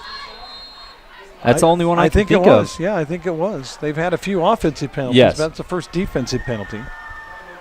So it'll be they had that 5-yard penalty on Pineview. Now they got 5 yards back, and it'll be back to first and 10 at the 45 for the Rams. They've already used 3.5 minutes of the second half. Pineview leads by 14. Rams trying to cut that lead in half on first down and 10 from the 45. Brennan gives to the fullback, and the fullback is wrapped up right in the middle by Takau and company. Takau, the first man there, and he got a little help from his friends. Gain of about 2. Yeah, and Highland has, they're anything but if persistent, right? They continue to run the football, try to get that run game open. One thing that I have liked is when they've kicked it to the outside, they'll try to go up the middle a couple times here and there between the center and guard and tackle, and then every once in a while they'll kick it to the outside, which has resulted in some of their biggest gains of this ball game. I always kind of look forward to that next opportunity they give it a shot, because every time they've done so, it's paid out big for them. Double wing to either side. They send a man in motion. Quarterback Brennan runs it up the line, finds a hole, and he's going to have a first down inside the 40 to the 35, right at the marker, but it looks like he's over the 35, and that'll be another first down for the Rams. They're moving the ball, and they've used 4.5 minutes already. Yeah, Highland already into probably probably the furthest they have been in the first half. I think we're right there, right at where right they gone. around. Yep. Right around. They have not been in the Team D Auto red zone. Right now they're at the 35-yard line, and at this point, the other time they got this far, they started shooting themselves in the foot with penalties and bad plays. Let's see what they do here. First down and 10 from the 35. Man in motion. Quarterback Brennan runs up the line. He's in trouble, and down he goes. Defense all over. Brennan Shaw was the first man there. He grabbed a hold of that quarterback, and he threw him for a loss, and literally threw him for a loss. Brennan Shaw and then Ationo coming in and cleaning up as well, and you got to love the form there. That was a pure, clean, fundamental coach's dream wrap-up tackle, which didn't allow Brennan to extend his arm and pitch that football even if he wanted to. Fantastic defensive presence from Pineview. So Shaw, his first name is Brennan. The quarterback's last name is Brennan, so Brennan tackled Brennan. Yeah, a little Brennan on Brennan action. Second down, about 12 now for the Rams as they shift the tight end from the right to the left side. They've got the double slot like they do, the double wing. Quarterback Brennan wants to pass, looking deep over the middle. Here comes the pressure. He runs and breaks containment, has it down to the 30, down to the 25, dives for the first down. He'll be short, but he does pick up about 11 yards. And he'll bring up a big third down. Looked like he maybe could go for a touchdown when he first broke containment. Pineview rallied and got him down. Yeah, his biggest run of the ball game right there for Brennan.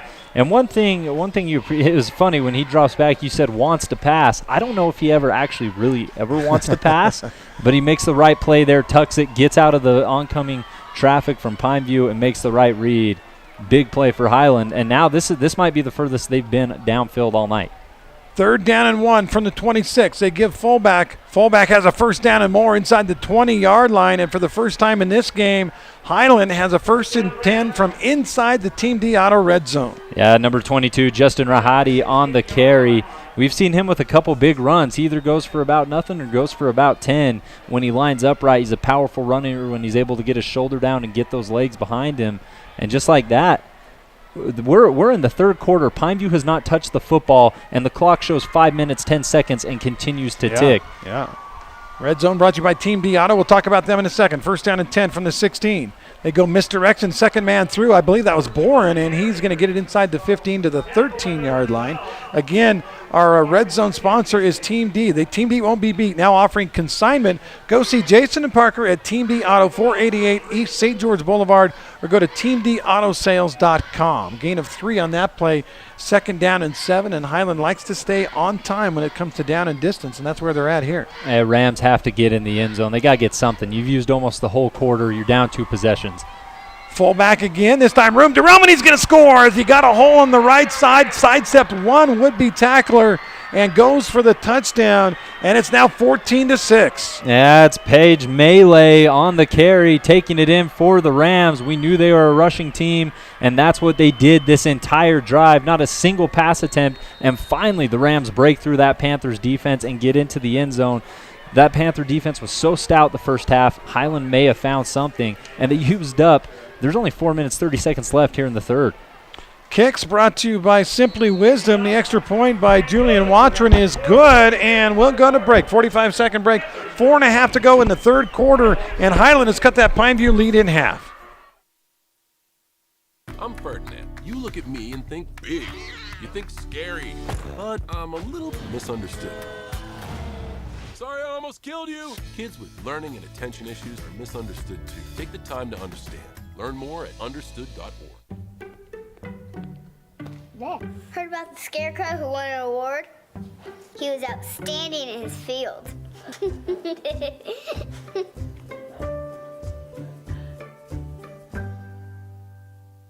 Buckle up, Region 9 football fans. I'm Craig Boberjack. Holbrook Asphalt has agreed to buy fans a Holbrook Asphalt big score dessert at Yogurtland right after the game when your team scores 25 points or more. And I'll see you there.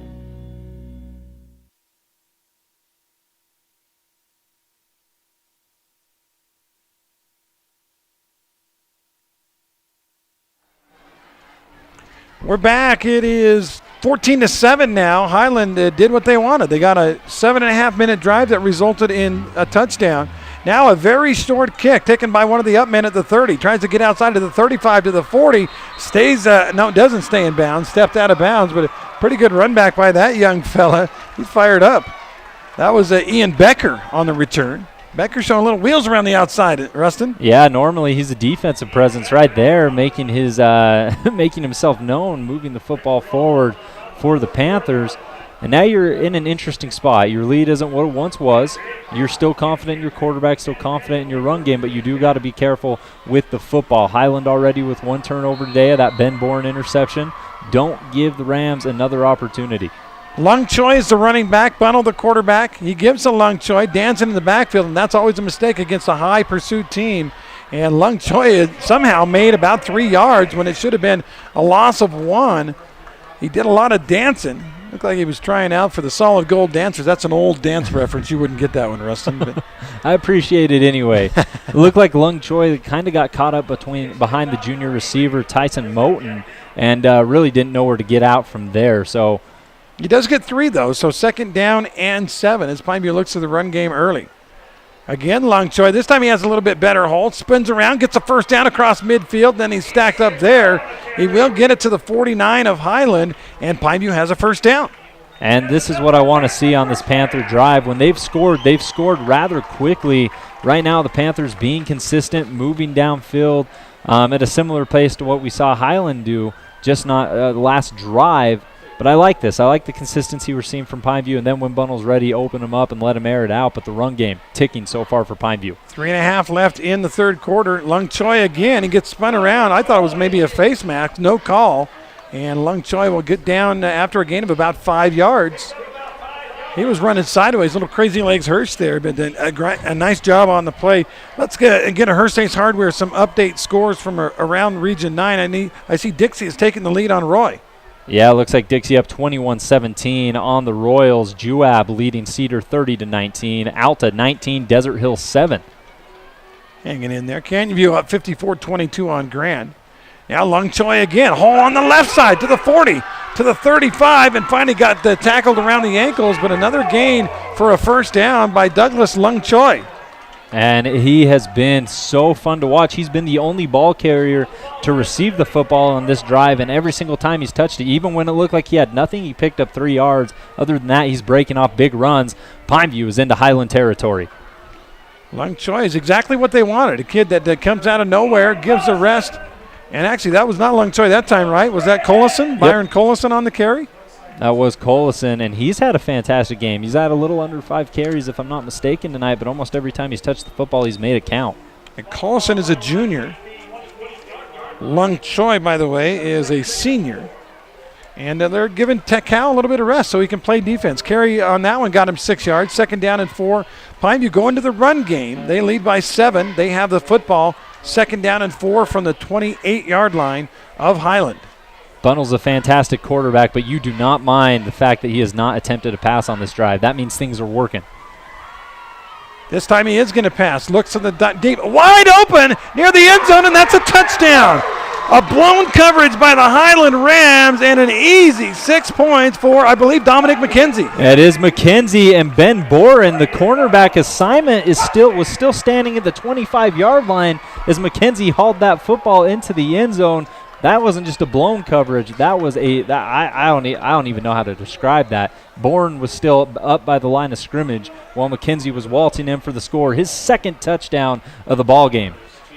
I think it was run, about 6 runs in a row, and then a little play action there and a touchdown.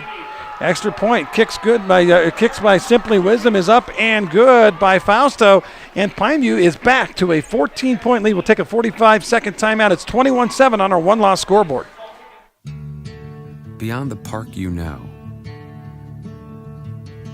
exists a world you don't. A world that is greater. Greater than just one passion. Greater than just one adventure. Greater than just one moment. Come to where life is greater. Come to Greater Zion.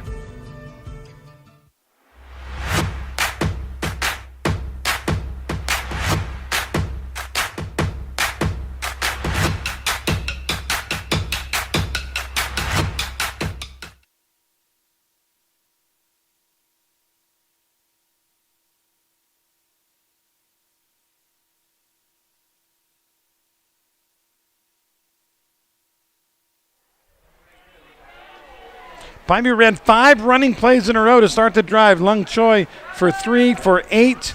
Lung Choi for 5. Lung Choi for 10. And then Colson had a couple of carries in there. And it looked like they were just going to run it right down the field. And then, boom, little play action. And Don McKenzie and Braden Bunnell hook up for the touchdown. Now the kickoff, it's a good kick inside the 5-yard line, run back to about the 25-yard line. And well, the Rams did everything they wanted. They had the long drive. They came away with the touchdown. They figured they get a stop, and they're right in this thing. Instead, Pineview answers, and they answered well. Man, and it's funny how quickly that happens. Highland eats up a ton of clock, gives it back with about 4 minutes, and just like that, Pineview's in the end zone before we even hit a minute 50. So big, quick score for the Panthers, and you love that. They lull them to sleep with the run game. Highland's worried about the run game. Play action. Bunnell only attempts one pass, and that one pass is absolute gold. So Panthers responded just the way they needed to. They're back in full control as the Rams take over with a minute 42. Quarterback. Quarterback pitches it to the outside, looking for the corner, and a good pursuit on the by the cornerback on the outside to keep that from being a big play. It is still a gain of 6 or 7 yards. Yeah, number 12 out there, Marcus McKenzie, as well as Ian Becker teaming up to bring down the ball carrier.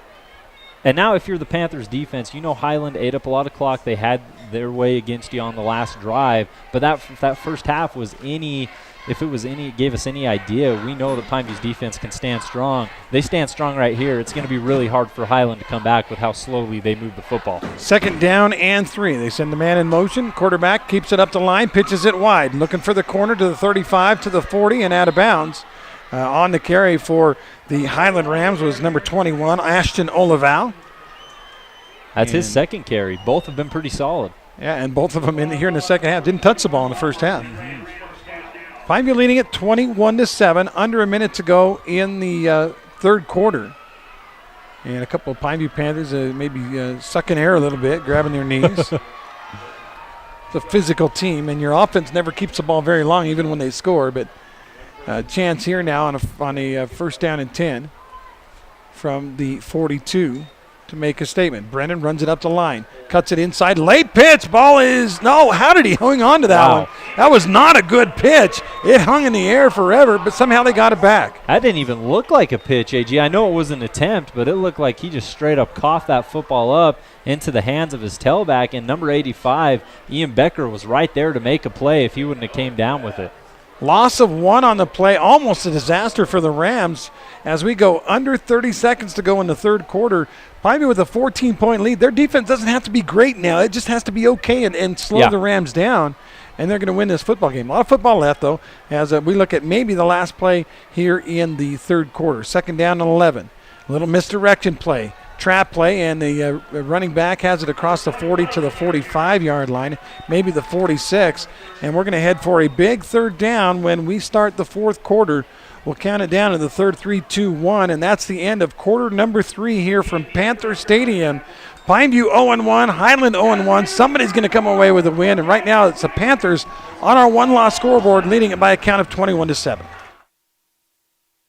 Asphalt. It's not something we think about much, except when it's in bad shape. At Holbrook Asphalt, we help cities, HOAs, and businesses avoid replacing painfully expensive roads and parking lots. To avoid the cost of replacing asphalt, you must effectively preserve it while it's still in good condition. University research has shown Holbrook Asphalt's HA5 slows asphalt aging by 67%. We make your pavement assets last longer, cost less to own, all while achieving higher property values. Visit holbrookasphalt.com to discover more. 1 in 3 adults has pre-diabetes. That means it could be you, your dog walker, On your left. your cat jogger.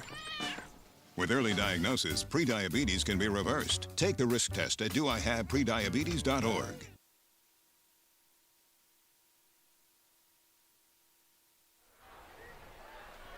After 3, Pineview leading at 21-7. Rustin, you got some scores for us on our Hearst Ace Hardware scoreboard. Absolutely. It looks like Juab and Cedar just went final. The Wasps win that matchup 30-19, sending the Reds to 1-1 on the season. Alta currently leading the Thunder 19-7 after Desert Hills got out to a 7-0 lead. That has since evaporated. Dixie 21, Roy 17 in a tight matchup there. Murray and Hurricane still locked at 7 as they have been the last little while. 21-7 is your score here, of course, on Panther Field. And then Lehigh currently taking care of business. Looks like that score went final as well, AG, 20-0 in favor of the Pioneers.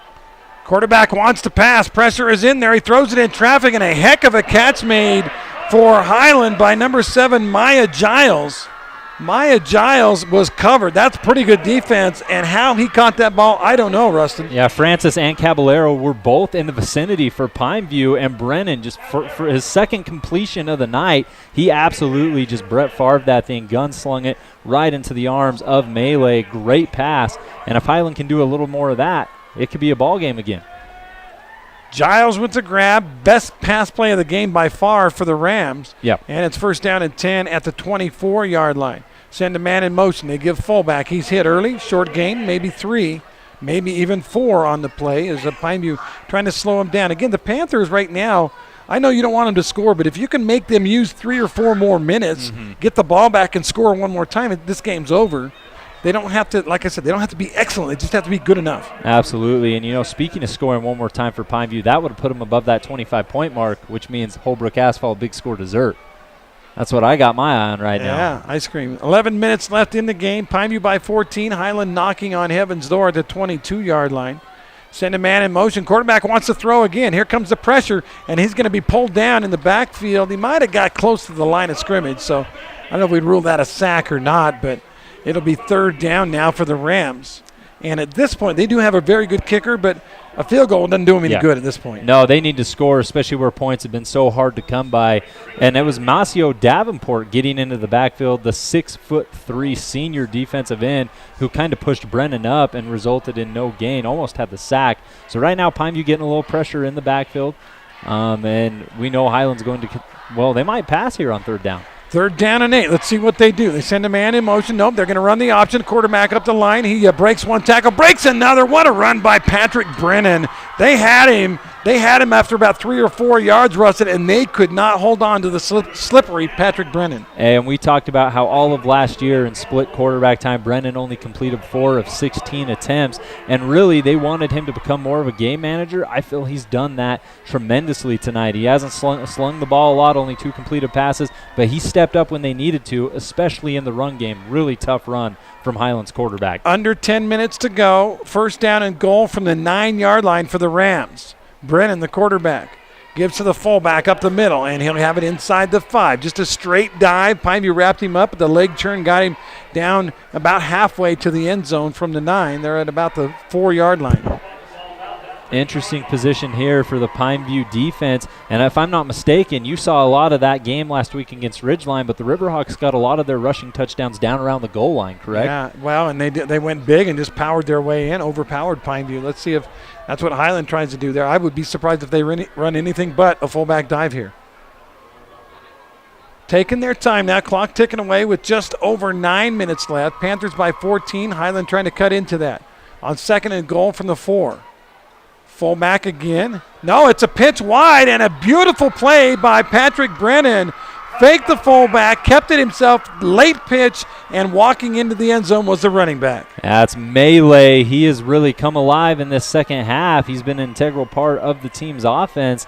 And right there, we were both shocked. We thought it was going to be something up the gut, but Highland's done that all game. Kind of lulled you to sleep, got you to think they're going to continue to go up the tackles, through the guards, and then they break off a pitch for a big gain. In this case, it's a touchdown that could make it a one-possession ball game. Julian Watron in to try to simply whiz them extra point, and it is blocked by the Panthers, and the lead will remain 8 for Pineview with 8:52 left as Pineview gets penetration, blocks the kick, and keeps it an 8-point game. Dylan Becker with the block. All credit goes to him. And now Highland, what a play.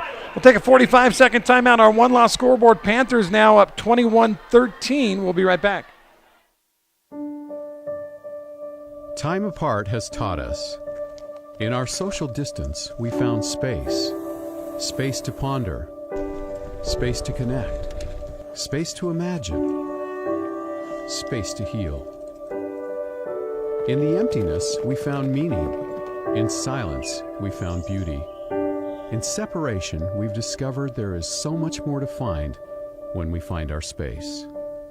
Find your space.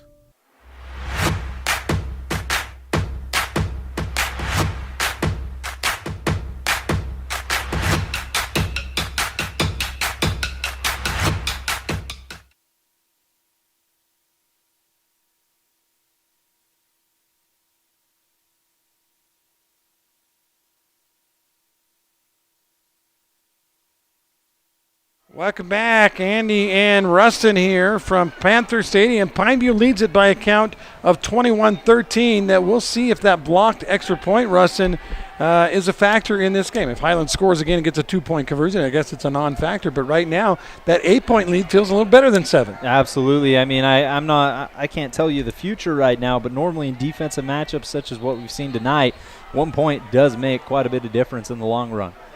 Keeping an eye on other games. We'll give you some score updates on our Hearst Hardware scoreboard as we go. We can tell that a few teams went down to loss today.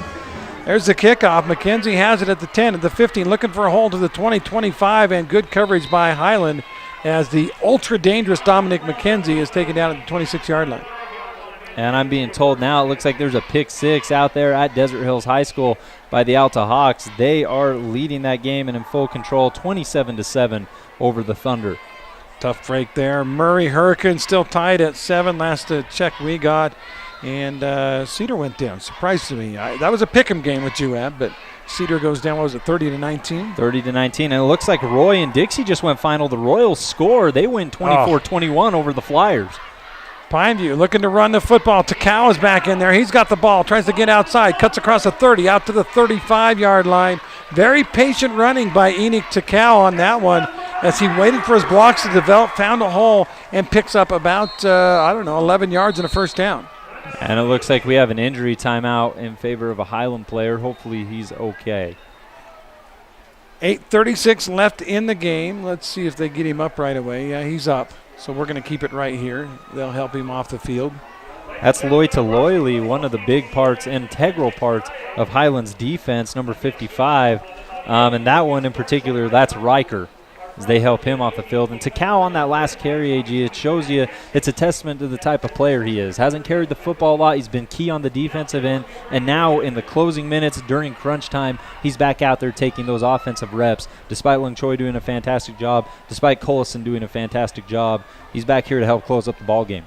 Yeah, call him the closer here. 8:36 left. Takao did have 100-plus rushing last week and 12 tackles. He's probably around 10 tackles or so, including a couple for loss in this game. But now is the time. It's crunch time, and he is back there at running back. Bunnell is the quarterback. Takao to his left. They've got a slot to the left and 2 wideouts.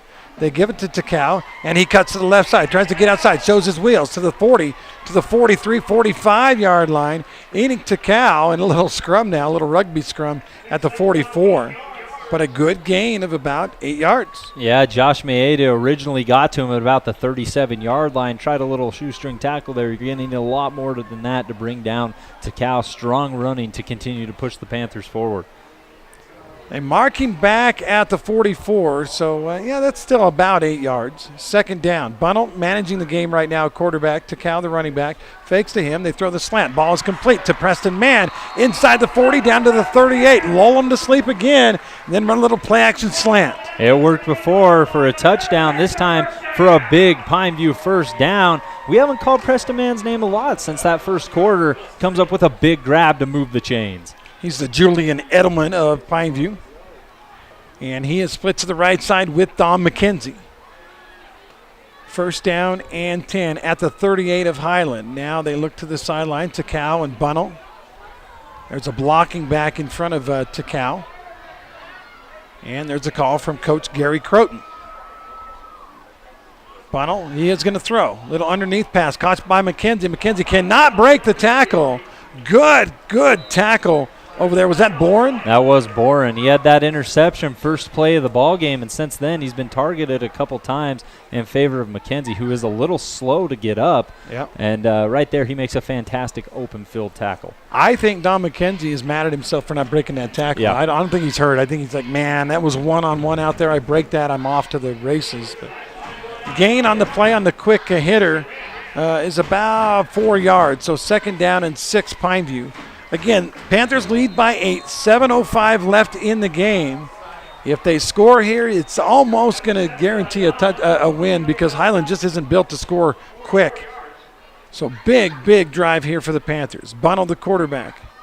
Again, a straight drop. Here comes the pressure. Being chased. Throws the ball, and it is incomplete along the sideline. Good decision by the young quarterback He had a guy bearing down on him from behind. Yeah, that was Marion Lotoloi there getting into Bunnell's airspace. But one thing that you really, really like from the senior quarterback is his ability to throw that ball away. We've seen him try to fit some in some tight spots earlier tonight. That time he just says, I'm going to make the right read. It's a one-possession ball game. I'm going to be careful with it, and he throws it out of bounds. Set up a third down for Pineview. 3rd down and 6. Quarterback throws underneath, caught by man. 1st down and more as he gets inside the 25 and down to the 19-yard line. Man's second big grab of this drive. That's why you throw it away on the previous possession, so you can live to fight another down and make a play like that one. And Pineview goes just inside the Team Deanna red zone with 6.5 left in the game. Panthers by 8. Now they come to the line, and then they stop and look back to Gary Croton, the O coordinator. 1st down and 10, just inside the 20. Pineview up by 8, trying to get their first win of this young season. Hand off, nope, fake to Takao, throws to the right side. Wide open is man, caught at the 10, inside to the 8-yard line. Ball comes loose. Was it down or was it a fumble? It is a fumble. Oh, my goodness. What a huge turnover as man loses it late. Highland falls on the ball inside their own 10-yard line. 6 minutes, 3 seconds is what you have left on your clock. Pineview's getting close to putting the nails in the coffin, and just like that, the Rams have a long way to go, and they'll need about 6 minutes to get it into the end zone. But this game is far from over. Even a field goal there. Even they get stopped on 4th down, kick 3 points. This game is over. But instead, new life for the Highland Rams with 6:03 on the clock. And the thing that's most heartbreaking about that drive for the Pineview Panthers is Preston Mann had been playing such a big role all the way downfield. 2 key grabs for 10-plus yards, and then in on that one, ends up coughing it up. Patrick Brennan, the quarterback, keeps it. No, he gives it to the fullback this time. Pineview, good stack up there after a gain of about 2. 2nd down and, we'll give him 3. 2nd down and 7 from the 11. Oh, and we know for a fact, based on how they've scored previously, Highland's going to need to use most of this clock to get down there, and they may have to try a pass attempt along the way. But Pineview's defense has shown a little more vulnerabilities than they did in the first half. 2nd down and 7 from deep in their own territory at the 11-yard line goes Highland. Quarterback stacked up at the line, the fullback. Fullback stacked up at the line. It will be another short gain, but Pineview's defense, if they can force a 4th down here, Highland's got to punt it. Then that's going to be crucial, especially with the Rams having, I believe, all 3 of their timeouts still in their pocket. But, I mean, Pineview's defense multiple times tonight has forced Highland in a tough situation, has a couple 3-and-outs, and in this case a 4-and-out would be massive. Say, hey, it's all right, offense. We know that was a turnover, but we got your back. We'll close this ball game out. So Pineview's defense, big opportunity to step up here. They do give the fullback 3 yards on the play, so it'll be 3rd down and 5 from the 14. Is it 4-down territory time-wise? Not location-wise, that's for sure, but we'll wait and see. 3rd down and 5. Brennan, the quarterback, rolls to his left, wants to throw. Here comes the pressure. Ball is caught underneath. Great grab and 1st down. Wow. I believe was that Eddie Evans, number 12? That was Eddie Evans, and the only other time we've called Eddie's name tonight is when he jumped off sides on a false start. That's right. Way to stay ready for the receiver, knowing that he was going to have his number called, steps up, makes a big pass to keep this Rams drive alive on what was a 3rd and 5. Motion was to the right. It was play action bootleg to the left, and Evans was the only receiver out there. Good throw by the quarterback. 1st down and 10, Highland at their own 22. Quarterback gives to the fullback, and Pineview stacks it up. Again, a short gain. They're getting a few yards, but now you're getting, Rustin, 4 minutes on the clock. Now you're getting in a situation where they can't just dive for 3 and 5 yards at a time. Now it worked in that second half when you were trying to claw your way back and used up a good chunk of the 3rd quarter. But now Highland's got to kick it into another gear, and that's the thing with the Rams, and something that they'll admit, that their head coach will admit. They don't like putting themselves in those situations. They like to maintain it, get a comfortable lead through the ground game, and go from there. So unfamiliar territory for Highland. 2nd down and 7 from their own 25-yard line. They send a man in motion. Now it's a little misdirection handoff. Pineview read it all the way. It'll be a short gain, but Panthers were on it, Rustin. Yeah, it looks like the first one at the bottom of the pile. There was about 4 black jerseys. Guess who? Enoch Takao. Yeah. And you know, we do make a big deal about setting the edge. That time it was a misdirection coming back toward us, and there was no edge. They had to cut inside. Good setting the edge for Pineview. And another big third down. This one 3rd and 6 from the 26.5-yard line. And that clock just barely ticks past that 3-minute mark. Yeah, they're running out of time. Got to throw it. And I believe Pineview jumped offside. No, Highland moved. My bad. So it will be 3rd down and about 10 or 10.5 instead of 3rd down and 5. And now you figure they have to pass, huh? Yeah, no, that's kind of the Knights came down to this, to the Rams having to make pass plays, and in about 9 attempts, you got those 2 completions. One of those was a really solid pass from Brennan. Well, he's got 3 completions now if you count that pass to Eddie Evans. And they're just running the play in now as the clock is rolling along with 2:30 left. Is Highland, do they want to win this game? That was about 30 seconds, more than 30 seconds off the clock. And it's rolling. 2:25 now. Here they come to the line of scrimmage. Pineview stays with a man coverage, cover 0 for the most part.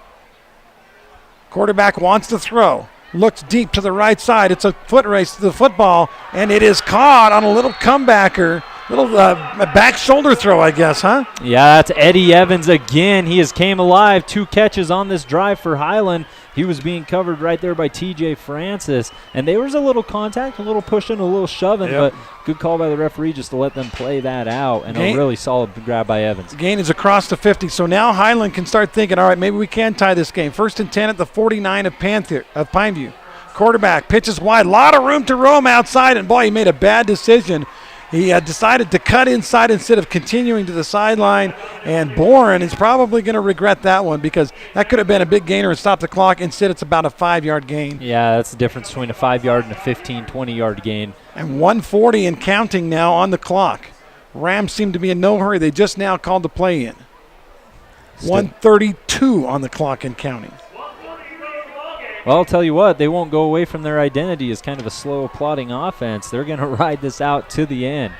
2nd and 5, 1:20 now on the clock. They finally snap it. Quarterback runs wide, cuts enough field, breaks one tackle, breaks another, gets to the 30, gets to the 25, and they finally get him down there. But a good gainer by the QB with 1:11 on the clock. They'll stop it momentarily to move the chains. Big play. Highland, they haven't had a ton of big plays all game, but all of a sudden they're coming out of the woodworks right now. Ball at the 26. They'll restart the clock once they set the chains. And we'll wait. Oh, they do call a timeout. Okay, Intercap Lending timeout. We'll take it. Let's do this. Can we do a 30-second timeout? Be back with more after this and 30-second timeout. I'm Ferdinand. You look at me and think big. Hey, man, did we lose it? Scary, but I'm a little misunderstood. Sorry I almost killed you. Kids with learning and attention issues are misunderstood too. Take the time to understand. Learn more at understood.org. Heard about the Scarecrow who won an award? He was outstanding in his field.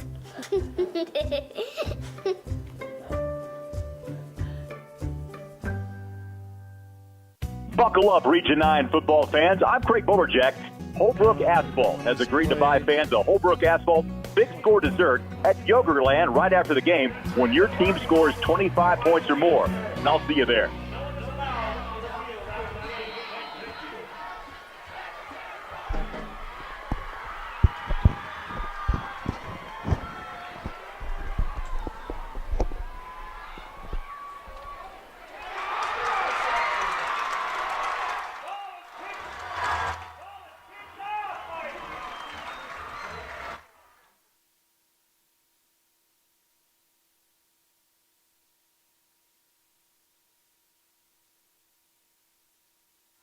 Highland comes out, play action, and it's intercepted on the play. The Panthers are going to win this football game probably after the great defensive play. Who was it, Rustin? Yeah, it was T.J. Francis, number 2 on the pick. He had one last week against the Ridgeline Riverhawks. How about you make another one back-to-back weeks against the Rams? He seals the deal and now has 2 interceptions on the season. Big play for a cornerback who gave up about a 20-yard pass to Eddie Evans not too long ago.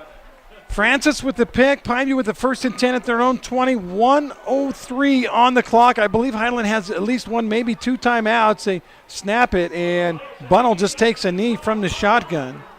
And Coach Croton, not happy because they hit his quarterback after the play was over. You give yourself up and take a knee, you shouldn't be able to hit anybody. You can't be touched in that situation. So Highland does use one of those timeouts. 50 seconds left. Panthers 21, Rams 13. Each team got scores in the third quarter. Then Highland got within with 8, tried the extra point. It was blocked by Pineview. And at that point on, really, it's been Pineview's game. No, and it's only fitting that this game is seemingly sealed by a defensive play. Defense has been the motto. Bunnell's made some great passes. There's been some big runs, but both these squads have been locked into a defensive fight, and tonight it's Pineview's defense that starts the tempo, making it hard for Highland, and then finishes the game with a big interception. Their defensive line, their linebacking core, and their secondary, I feel, all took major leaps in the right direction, and it's going to end up in a 1-1 record, your first win of the 2020 football season. You know, last week when they gave up 42 points to Ridgeline with a senior quarterback, senior running back, looked really good. And you wondered, okay, is it bad defense or good offense? And yeah, I'll tell you what, I got to give my hats off to Ridgeline for good offense. But how about this Pineview defense growing leaps and bounds from week 1 to week 2? 50 seconds left. Pineview's Bunnell will again be in the shotgun. And let's see if they try to run a play or if he just takes another knee. Brennan Shaw, the center. They actually are going to run the ball, and Takao will be spun around. They try to peel the football away from him, and they can't do it. And Highland will take their last time out with 43 seconds to go. And this is a unique situation. I mean, you're definitely backed up, but one thing that's scary, you kind of hold your breath as Takao tries to punch that to the outside as he's wrapped up by Abalos, because you do not want to lose that football. He tried to fight for a couple extra yards, and as a fan, you just pray and hope that that ball stays there. Did a great job controlling it, securing it. Got a feeling that peeling the ball out of Enoch Takao's hands would not be an easy thing to do. That guy spends a lot of time in the weight room. Hard task indeed. And while we're waiting on this game to go final, Pineview hoping to walk away with their first win. We got a couple other Region 9 finals brought to you by Hearst Ace Hardware. It looks like Juab did beat Cedar 30-19. The Reds will go to 1-1. Alta leading Desert Hills 27-7. That game all but over. Roy scoring with just a little bit of time left. They take down Dixie 24-21. Murray Hurricane still tied at 7. And then Lehigh beating Crimson Cliffs in a 36-0 shutout. Oh, tough one there for the Mustangs. Got their first win last week on their home field. This time getting bum rushed a little bit by the Pioneers. All right, here we go. 3rd down and long for Pineview. They're going to snap it, try to run a little bit of clock, and then take a knee, and that should do it.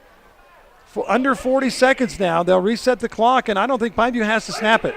I think that's ball game. Yeah, it looks like it. Pineview's team coming out on the field to celebrate their first win of the 2020 season.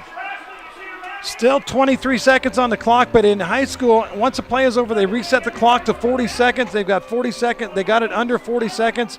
Nobody has to snap the ball again, even though it's 4th down, and that's going to be your ball game. Pineview is going to win this one 21-13. Rustin, let's count it down before we have some analysis. 6 seconds, 5, 4, 3, 2, 1, and Pineview has won this one by a final of 21-13. Talk about, again, the resonance involved, the difference between one year to the next. Last year, Highland averaged, 13 yards a carry and scored 52 points in that game. This year, they get 13 points all in the second half, average only about 4 yards a play. What a difference for the Panthers. Well, and the thing that makes it all that much more impressive is the Rams were bringing back similar personnel to what they had last year when they had about 600 yards, 10 yards a carry for 5 rushing touchdowns. And Pineview's defense stays strong. You talk about that jump, that leap in maturity in just a week from playing Ridgeline to playing Highland, who honestly, they're a bigger school. They're bigger, they're faster, they're supposedly stronger. And Pineview comes out, weathers the storm, does a good job. There was a moment there in the third quarter where Highland found a bit of a rhythm, but this Panther defense comes together. They hold the Rams to 13, and ultimately it's TJ Francis with a game-sealing interception as he picks off Brennan. And if you're into fantasy football, Dominic McKenzie would have had 20 points for you this week as 86 receiving plus 2 touchdowns. And again, the Panthers get the win by a final of 21-13. We'll take a 90-second timeout. Be back with the postgame brought to you by Johnson Pediatrics. In the postgame, we'll re-examine our Star Watch. We'll name a playmaker play of the game, and we'll name a player of the game. Unfortunately, we did not reach our Holbrook Asphalt big score dessert, but that's all right. We appreciate Holbrook Asphalt for sponsoring the Big Score dessert. Again, Pineview wins at 21-13. Back in a minute and a half. When I was your age, I was just like you, fascinated by stars.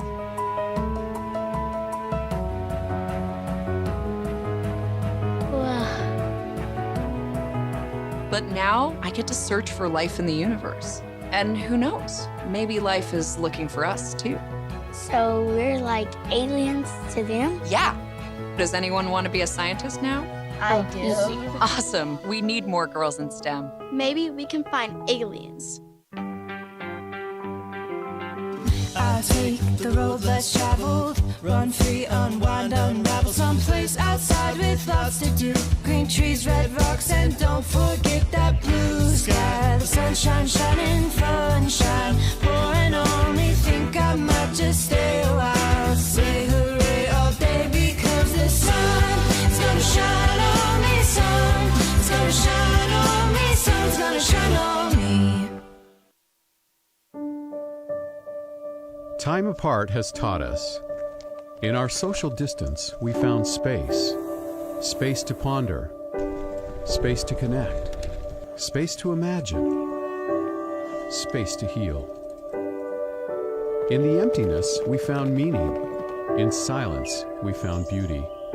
In separation, we've discovered there is so much more to find when we find our space. Find your space.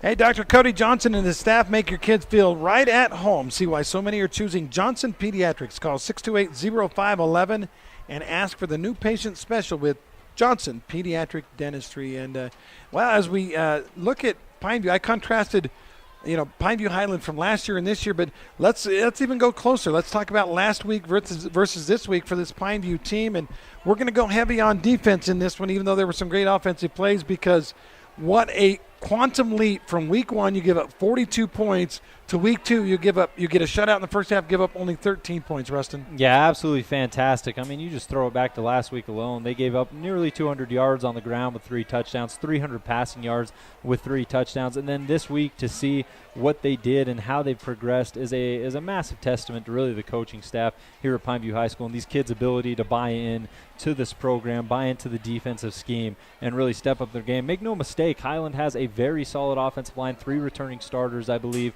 They have some fantastic running backs back there, big, strong, powerful kids, and Pineview stepped up. They rose to the occasion, and in a 21-13 game, it is absolutely no surprise the defense played a very pivotal part. There were some highlight-worthy moments. Bunnell to McKenzie a couple times. You have Bunnell, of course, hitting Bailey on that one big play. So, but regardless, you don't make those plays if your defense isn't stopping the other team. So fantastic job all around. A balanced team effort by Pineview tonight, who saw an opponent last week in Ridgeline who had a balanced team effort themselves, and now Pineview takes that mantle and does the same exact thing a week later against Highland.